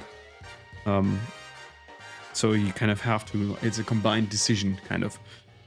I still went with the 512 one because it's already quite expensive, and I didn't feel like I would benefit a lot from more RAM power, more memory. And I think I paid like 1,800 or something. Of course, I mean, it's a business expense, so you save the taxes, you save the income tax. So in the end, the iPad cost me much less compared to if you buy it for personal use. So I don't know if you can deduct the costs with the business you have. But yeah, it's a lot of money. And I think, my opinion is that 512 gigs are enough if you use a cloud storage, for example. I always record my process in Procreate, so as a making of the making of replay thing, and the files are pretty big, so it takes quite some space. But I'm also using my an external hard drive and my Dropbox to save the files that I don't need anymore. So in my opinion, it's really absolutely fine to use the 512 gigs.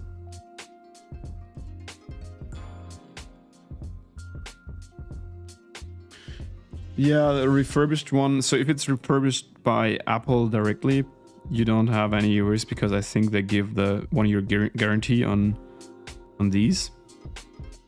If you buy a used one, of course, I mean, sure, you always have the risk of, I think the biggest risk is probably the battery power, or how long the battery still lasts. If you have it plugged in, most of the time, it's not that big of an issue. But of course, I think there's the biggest uncertainty when you buy a used tablet.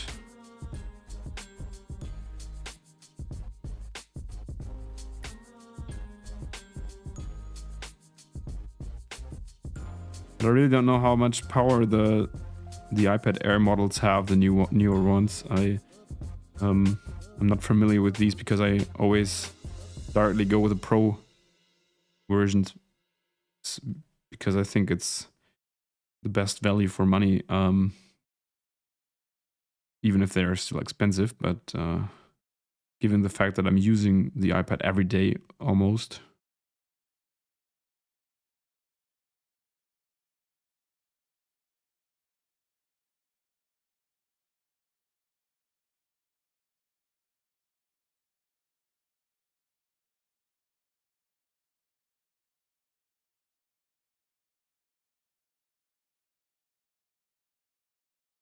Hey Andres, how's it going? Thanks for tuning in.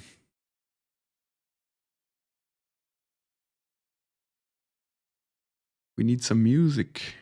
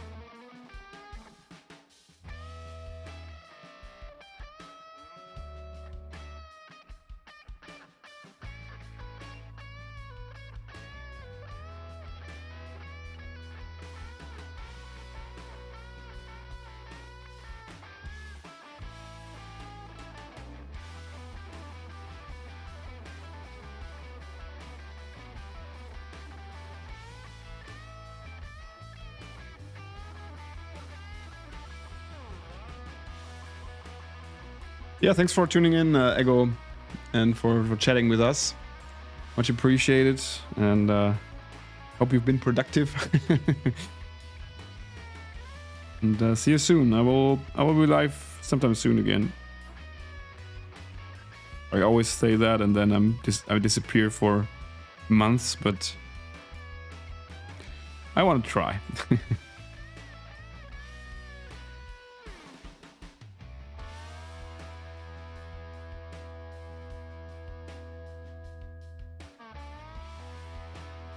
I'm going to give him the UFO shirt here as well. And consistency.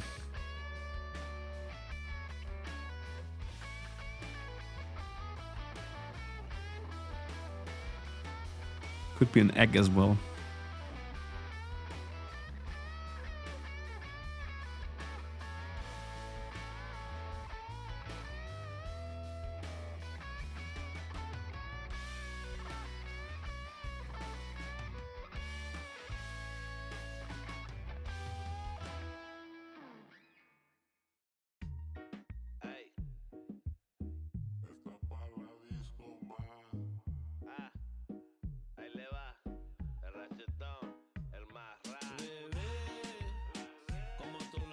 Video editing. No, I do video editing with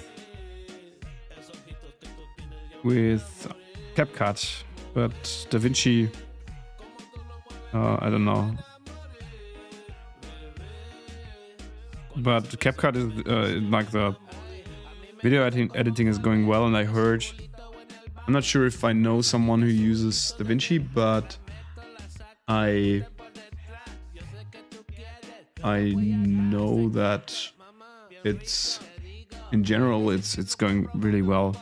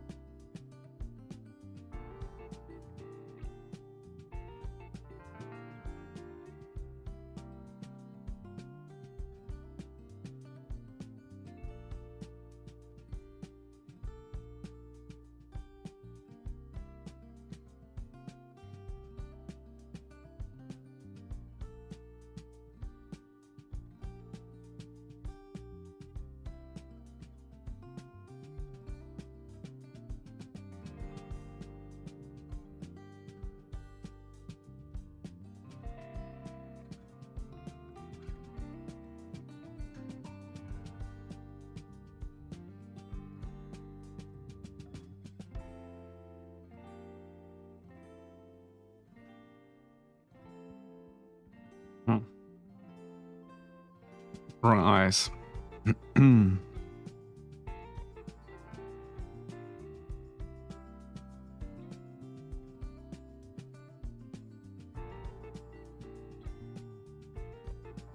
That's better.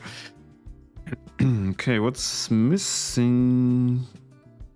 Still.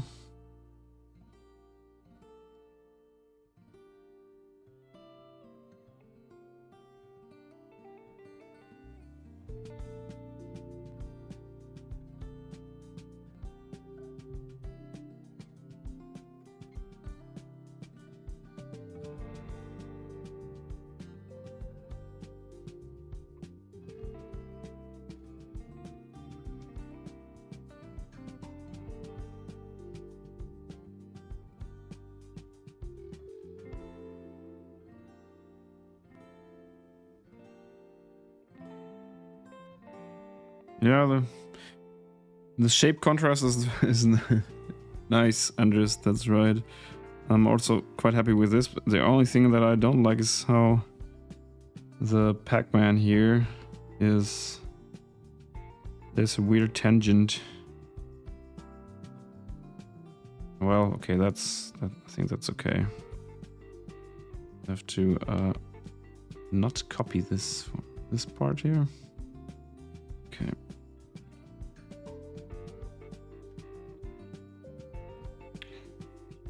And this here is a bit too close.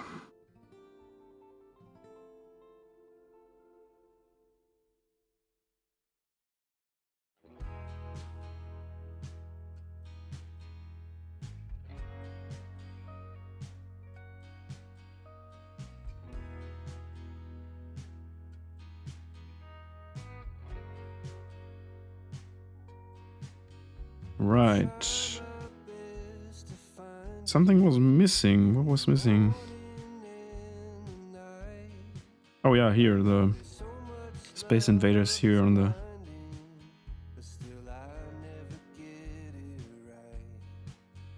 middle. I'm not sure if they are even necessary. I feel like the composition is pretty balanced at the moment. Yeah, but I think could work out. I'm just going to add them and see if I want to keep them later on.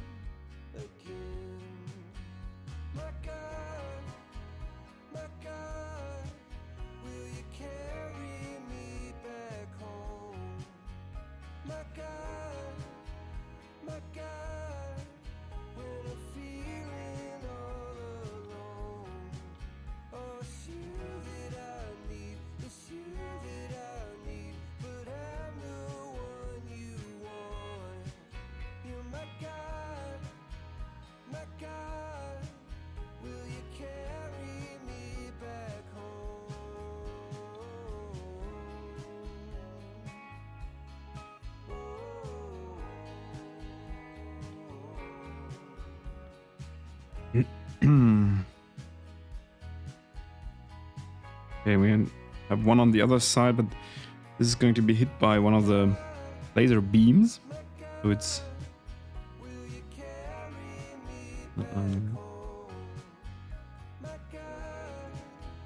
just quickly going to copy it. I should have used the symmetry function, but I thought I wanted to change it into this destroyed version, but actually I can just copy it and just adjust it a bit. Maybe like this.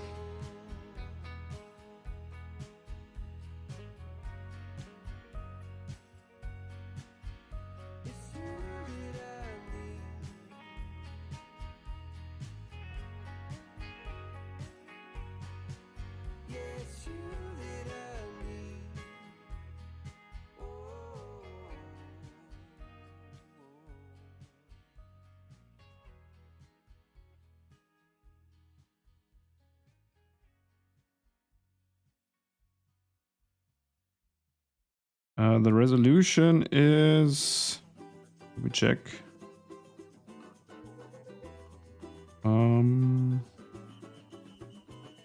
4K by, I don't know the reason, 5565, 56. I'm not sure about. I think that was the result from me taking a standard size poker card, and I put the resolution like ×3 or even more because I wanted to keep the possibility to print it as a large print, etc. Yeah, apart from the fact that it makes sense to just make it large, because for large screens, for example, so I never do anything under 4K, just simply for the fact that it could be put on a 4K screen without a problem. So that's kind of my my rule.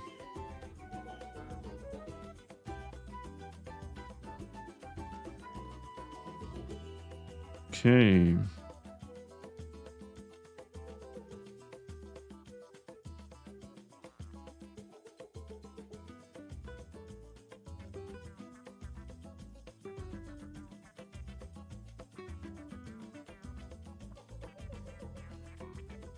Okay, cool. Then we just have the laser bits. These will just be like cylinder shaped things like that.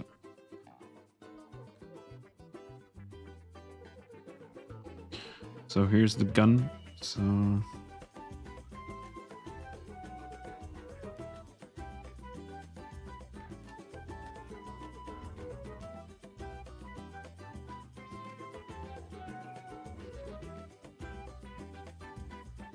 yeah, thanks for coming in, Lex. I appreciate the chatting. And I'm glad you liked the stream. Yeah, I'll be online sometime soon.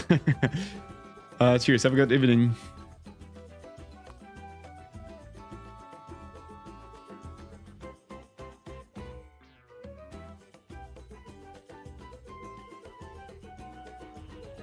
I think I want to switch positions for these.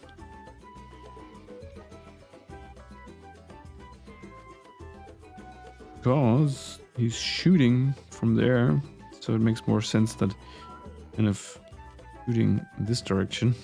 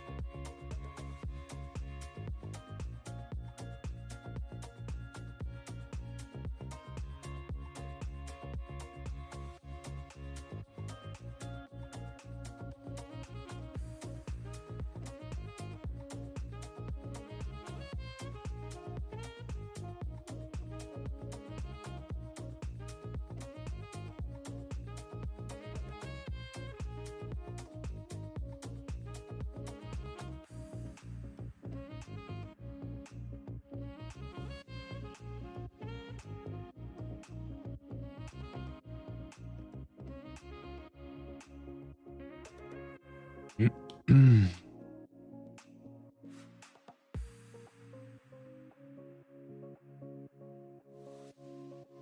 cool. Looking good.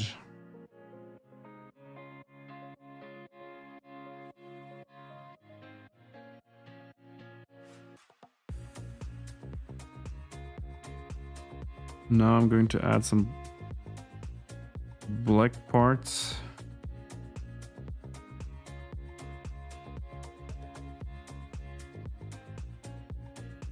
For some nice contrast. And then it's time for the colors.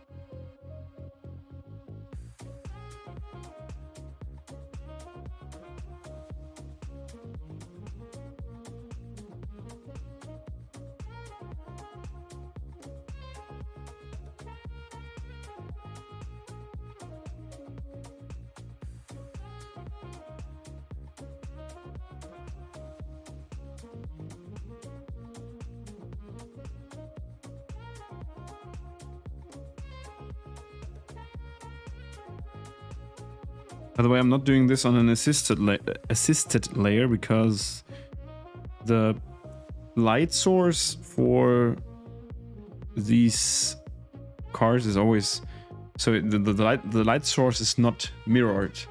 So I hope I can explain this in the correct way. But the scene, of course, is symmetrically mirrored. So we have like the mirror here.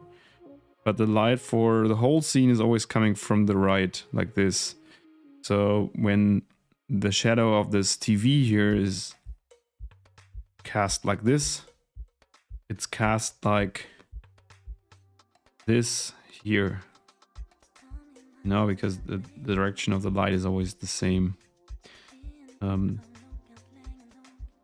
This is a bit tricky, but I decided to go for this concept or for this kind of light source because I feel like it adds more dynamic to the scene, and it's another aspect of when you turn the card, you see like on when you see it the first time, you think, okay, that's two sides of the same card, like with the classic card deck, and then you turn around the card and you see like, whoa, there's differences. There's like on this side, the guy is hitting one of the space invaders, and on this side here, he's shooting a laser gun.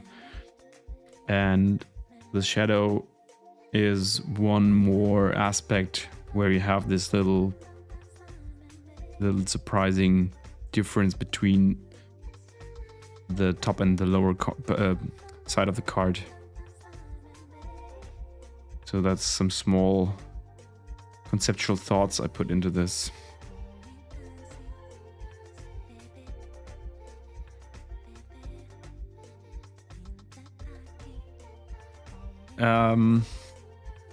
Inking is my favorite process of the whole creative process. There's a small, like the concept part is also great when I have an idea that I realize is working out. So for example, this morning I sat down to work on a scribble for an editorial piece, and I had so in the editorial, it's a short story and there's a scene happening, and I couldn't really figure out how I wanted to lay out the scene so it's understandable and it's visually interesting and compelling and atmospheric. And I worked on that for a bit, and then I went to make myself a tea, and I was thinking, man, how do I do that? How do I solve this kind of riddle? And when I solved it and had the idea that I sent it to the client, I hope they like it as well, but we'll see. I was like, man, yeah, that's so great, and I love this moment particularly from the conceptual process, while as the process of thinking hard about possible ideas is sometimes exhausting to me, because I have to focus really hard for that, and I can't like do anything else, and you see me drawing now and I'm talking to you, and I can watch a sitcom on the side or listen to music, but when I have to come up with good ideas, I can't do that. But with outlining, this works really nice for me. So when I'm in the outlining process, I can talk, I can listen to something, and it's a bit weird because it's not about the art itself, but I enjoy that very much, sitting here just doing my thing, going with the flow. Sometimes I have to take a decision and I have to quickly think about it for a bit, but it's very easy going for me, and yeah, I love that. So, and coloring is same as building a concept. I spit on my hand right now. Coloring is similar. It can like really be very, very difficult and a very tough process to find the right palette and the right colors. I know that many others think the same way. Yesterday I was on a different stream and the streamer said something like, if you're one of the few artists who don't think coloring is hard, then you're kind of blessed by whatever higher power there is. And I'm thinking it's really, that really makes sense to me, because I find so yeah, finding your palette is difficult, but there's the same as with the concept. Once I have the direction I want, it's pretty easy going, and I enjoy it very much.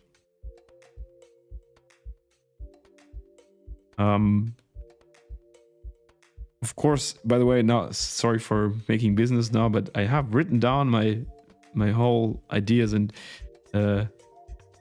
tricks for finding palettes in a tutorial that is in my coloring book. So if you want to get that, you can head over to my Gumroad. The printed books are sold out, but if you want to grab the digital copy and learn how I color, there's a 12-page tutorial and 30 pages of coloring pages where you can directly try out what you just learned. So yeah, feel free to grab that one. But of course, I'm happy to explain and give advice here in stream for free. I just won't send out the tutorials.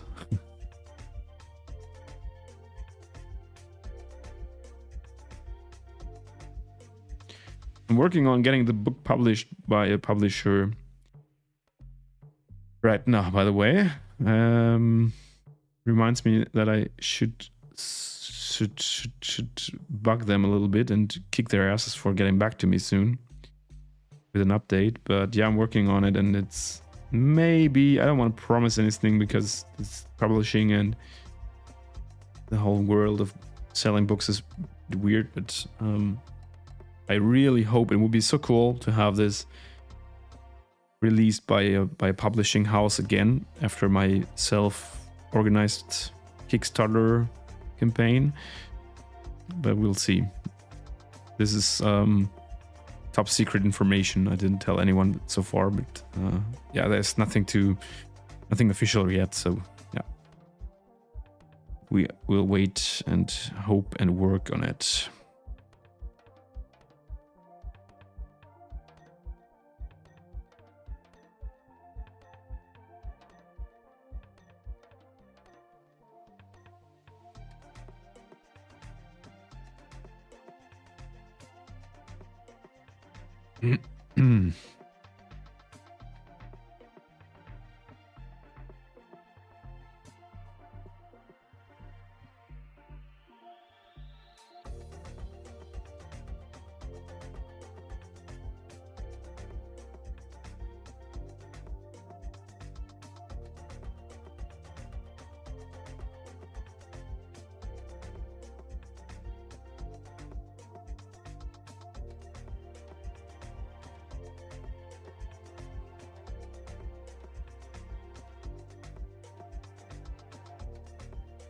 first book release will be the Mirror Dreams book, of course, my comic and art anthology that I'm working on with my buddy Dominic and 11 other artists. The art part is almost done now. It's looking incredible. And next up is finishing the book and putting it on Kickstarter in most likely mid-January. So gotta check everything double and of course put it in the book and finish up everything. But it looks good that we can go out with it in January. Initial plan was to release it this year, but now that Christmas is so close, I think it's not really smart to release over Christmas. People's focus is elsewhere during this time. So yeah, really excited.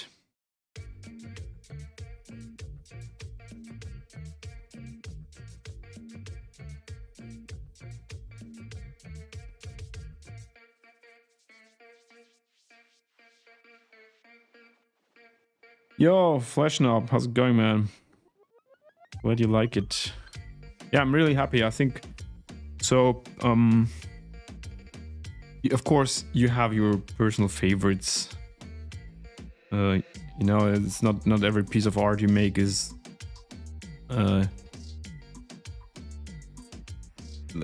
like in the artist's eye the same quality or hits the nail perfectly. But this one here is really getting quite good. I hope the coloring will go the same direction. But so far with the composition and everything, I'm really happy. And I'm glad you like it as well.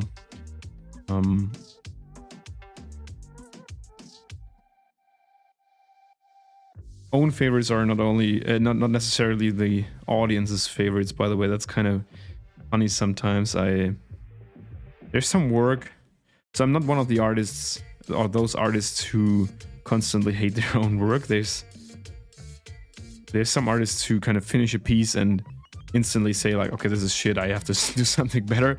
So I definitely, and I'm pretty happy that it is this way. I am definitely able to congratulate myself for some work I did, because I think, okay, I really did a good job there. But some work on my website is work that I don't like that much anymore, where I think like, okay, there's certain aspects of the work that could be improved. Let's say it like that. And it's funny how some of this work is up there, because there's constantly people reaching out to me saying, hey, I saw this work and I want something similar done as a commission.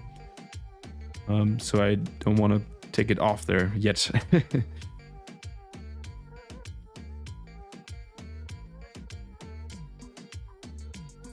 And of course, for the commissions, I'm trying to do something better.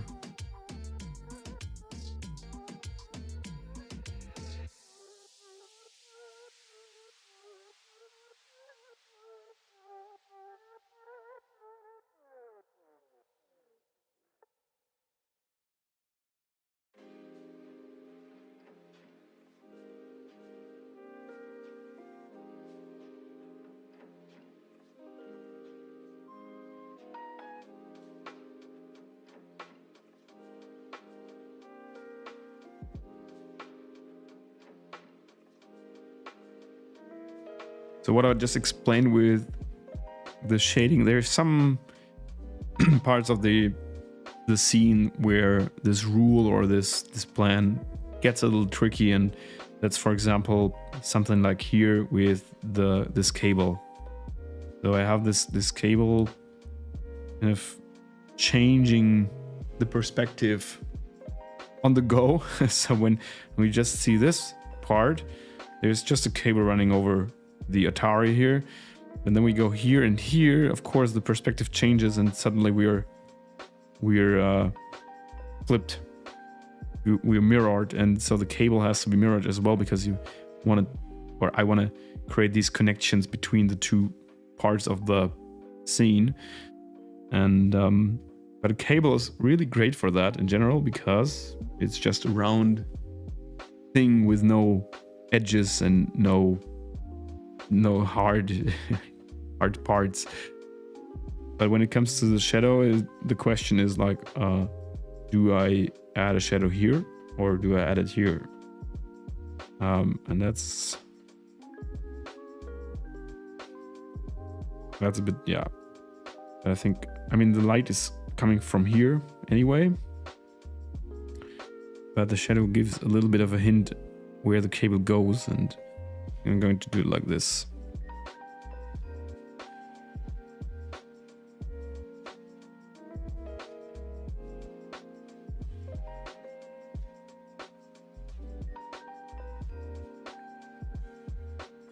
Right. Yeah, that seems to work.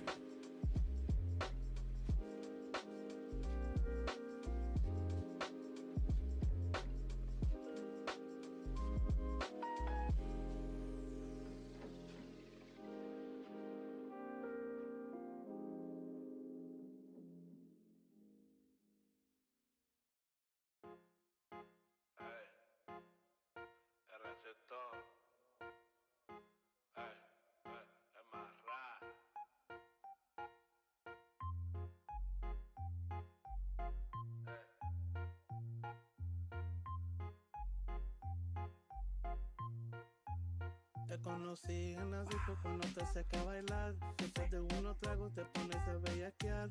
Súbete a mi carro y lo vamos a un lugar. Hacemos lo que hacemos. I don't know whether there's so much Latin American or Spanish or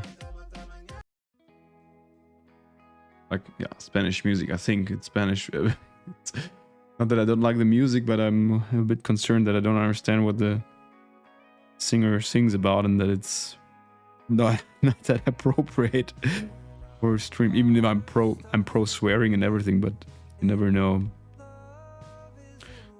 Always sounds a little bit like sexy tunes.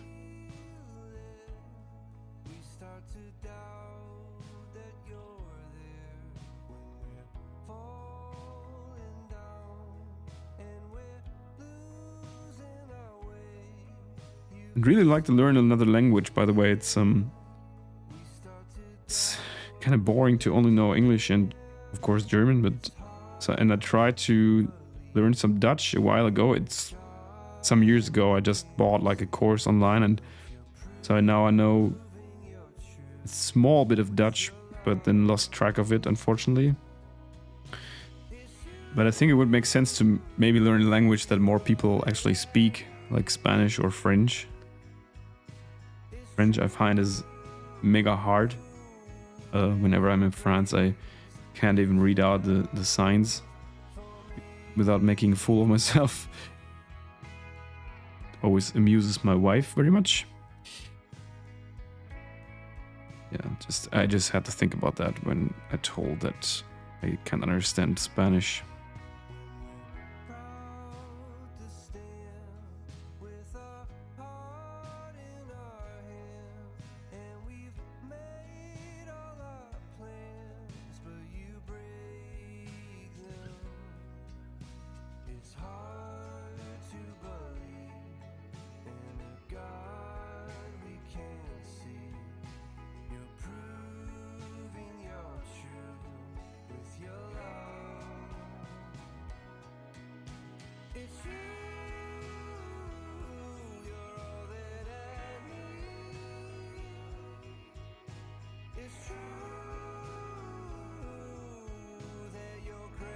That probably means that I can learn or train some. I don't know the word öffnen. What is that?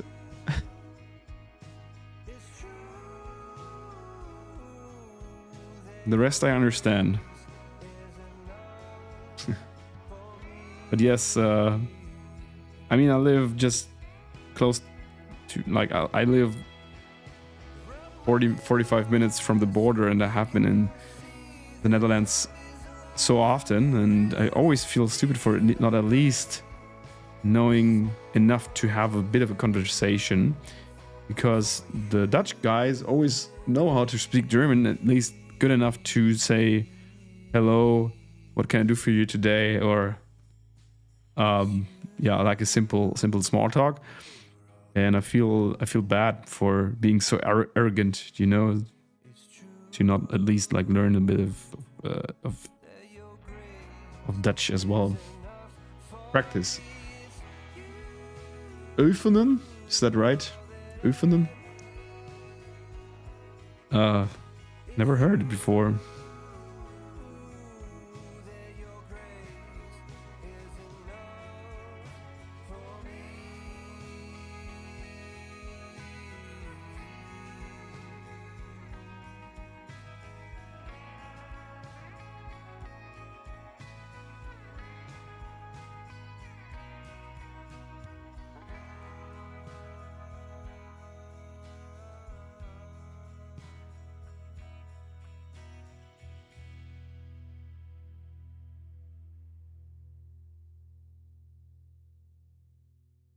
Hey, I think the time for coloring has come. I'm also really hungry right now, so I may have to end the stream in a bit because I need to make some dinner. We'll see. I'll start throwing in some first colors, and then I don't know why I'm hungry already because not my usual dinner time yet, but well, streaming is lots of work, and if you work a lot, you get hungry.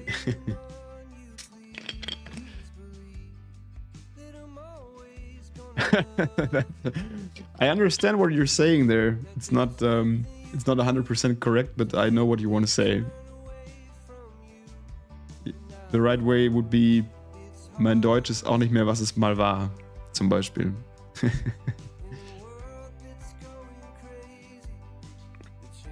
Oder was es gewesen ist. No, but the people close to the border to Germany in the Netherlands all speak really good German. And for example, I've been to Ameland, the island, the northern island in the northern sea, where lots of Germans go for holidays, and people there, you can just go to a restaurant or any shop, and people there speak 90% of them speak perfect German. And I don't like this mindset of going somewhere and assuming or even maybe asking for the person in a foreign country to speak your language, right? But people do that. So they kind of, sometimes even complain about someone not being able to talk their language, which is very arrogant. But well.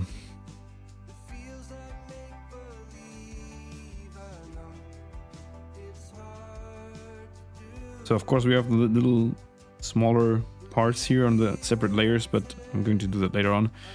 It's focusing on this part here. For the coloring, I just, first of all, I take the Jack of Clubs card, this one here, as a reference, because this is kind of my master color. Now I basically just pick, it's really a pretty easy process. Now I just pick colors from there, so I have a consistent palette.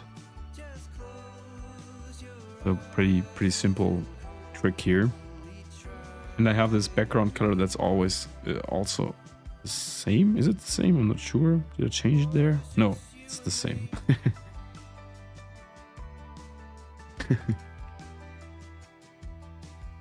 So let's see. The one color that is always the same is the one that I use for the signs here, the suits, like this one. So this is kind of the basic blue, if you want to call it like that. It's probably the brand color of the club's suits. That's always this blue. And then, of course, the Atari is pretty black in the original. So it makes sense to pick the darkest color I have here and color the Atari this way. I don't know if the contrast between the club's sign and the Atari will be sufficient, but let's maybe just try it.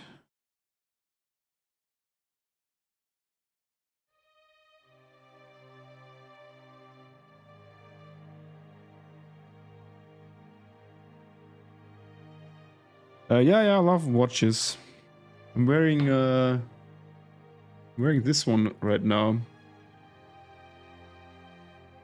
Psycho Presage camera. Hello. Ah, there you go. So this is my everyday watch right now. I always wanted to get a Nomos. Metro, I think, is the model. Oh, you wrote it. Actually wrote it. Funny. So, yeah, the Metro is a watch that I wanted to get for a while, but it's of course quite expensive. So, yeah, it's someday I hope I can make that gift to myself.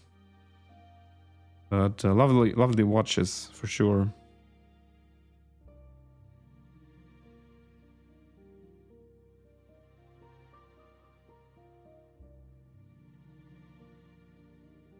There's also, I mean, I have a couple of others. There's an independent manufacturer in New York.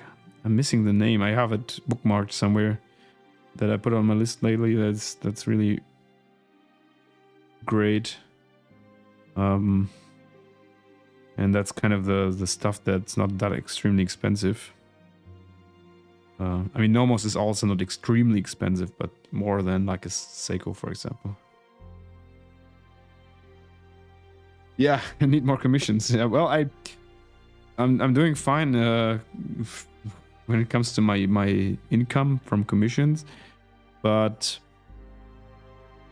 it's still a lot of money, right? So, and it's something I have to kind of justify spending money on more than everyday life stuff. Or we have a nice apartment here that is that my wife and I kind of allowing ourselves,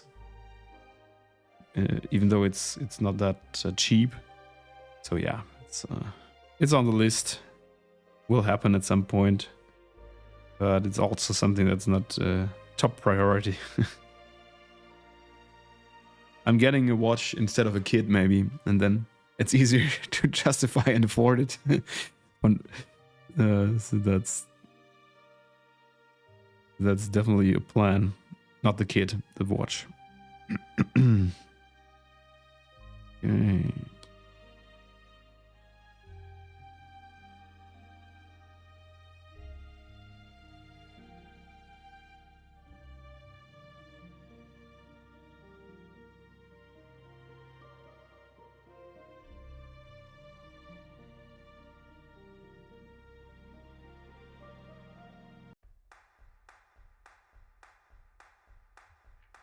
Yeah, I mean it's not a Rolex or something.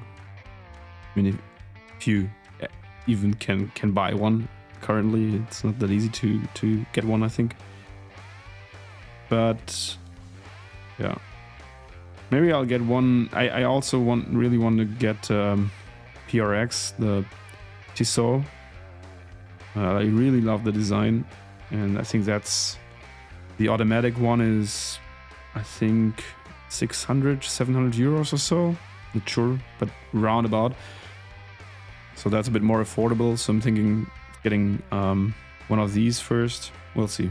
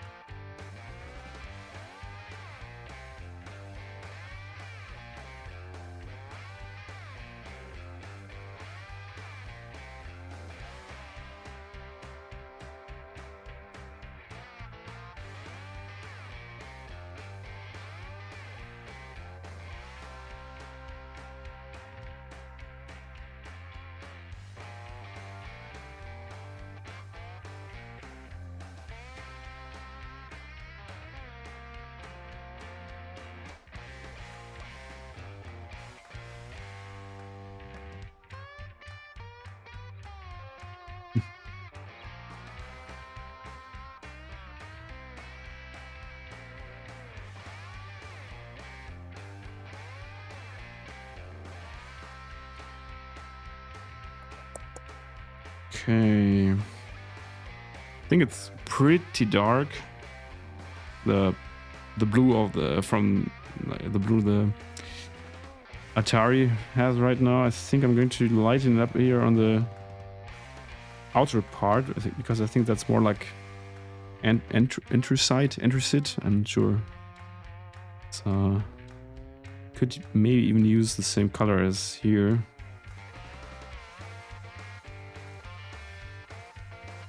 Whoops.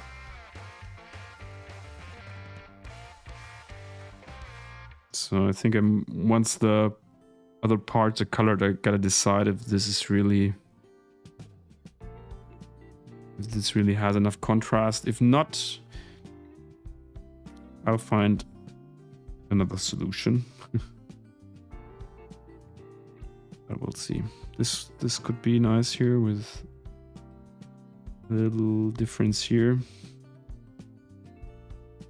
Yeah. Right.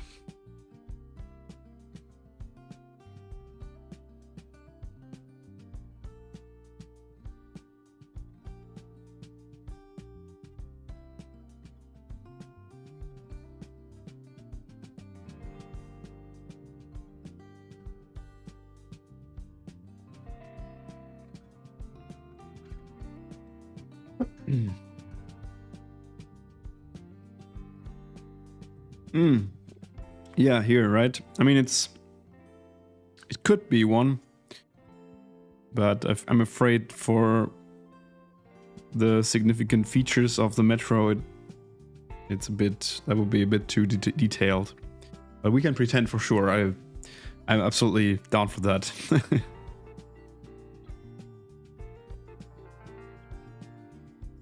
So what color does the TV have? I guess maybe this nice light blue gray thing.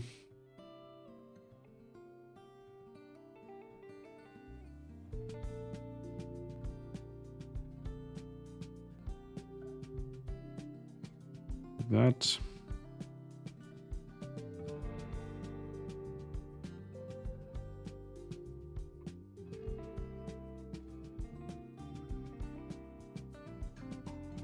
I also still have to decide what to put on these stickers here, so I wanted to wait till I have a good idea if maybe a little just another reference for a game. Let's see.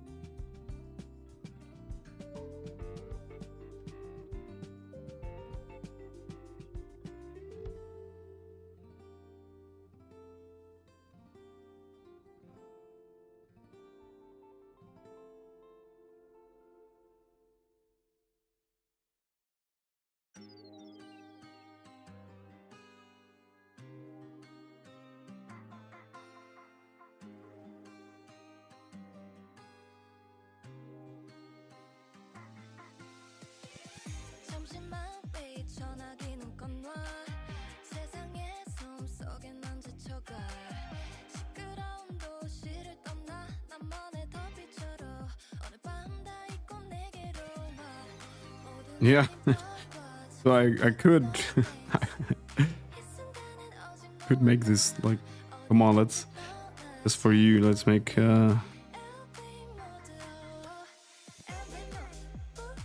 if we the circle at the wait a second. Is it at the bottom or top? I think there's the one that has that layout where there's the circle here, right? Is that with every metro? I think so.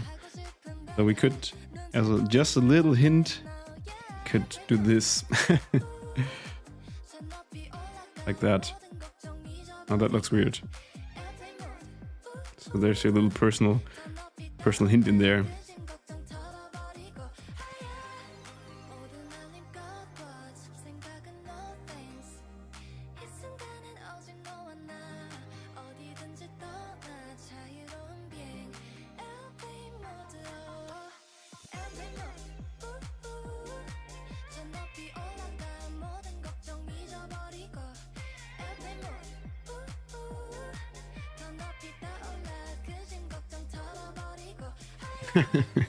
Near top, yeah. Oh, I thought it was like oh, there's the, oh, I know what you mean. Yeah, there's the smaller one. And also have the smaller one. Wait. But don't want to mess this up here. So I mean, it's a large watch, right? So it can be a little bit larger. The small one here, this one. You can also do it like that. Let me know which one.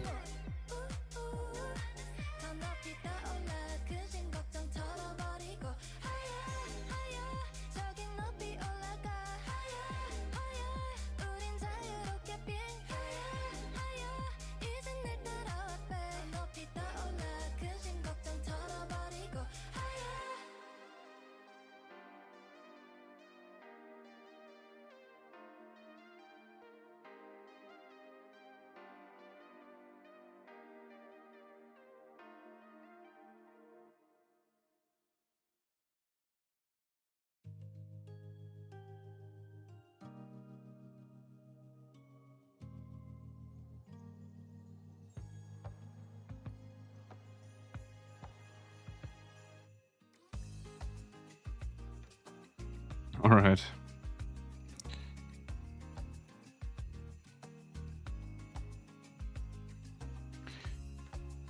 All right, guys. So I now need to prep some dinner.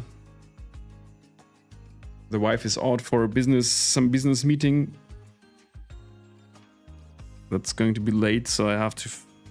I'm the cook at home, so I have to cook anyway. But I have to make something just for me now, which I usually find a little harder than cooking for both of us, because I kind of often, I don't know, I think it's wasted energy and time to cook something that needs a bit of work, you know, just for one person. So maybe I'll check out our storage and see what quick and easy meal I can make. Alrighty, so thanks for watching today. It's been fun. It's also been quite a long stream, right? Almost 3 hours. No, that's relatively long. Made some good progress, and I think I'm going to finish up the card in the course of the week. And of course, you can see the result in the known channels. First of all, of course, as always, in the Drip Telegram channel. And I wish you a great start to the week, or rest to the start to the week. Appreciate chatting today, and we'll see each other soon when I work on some nice art again. All right,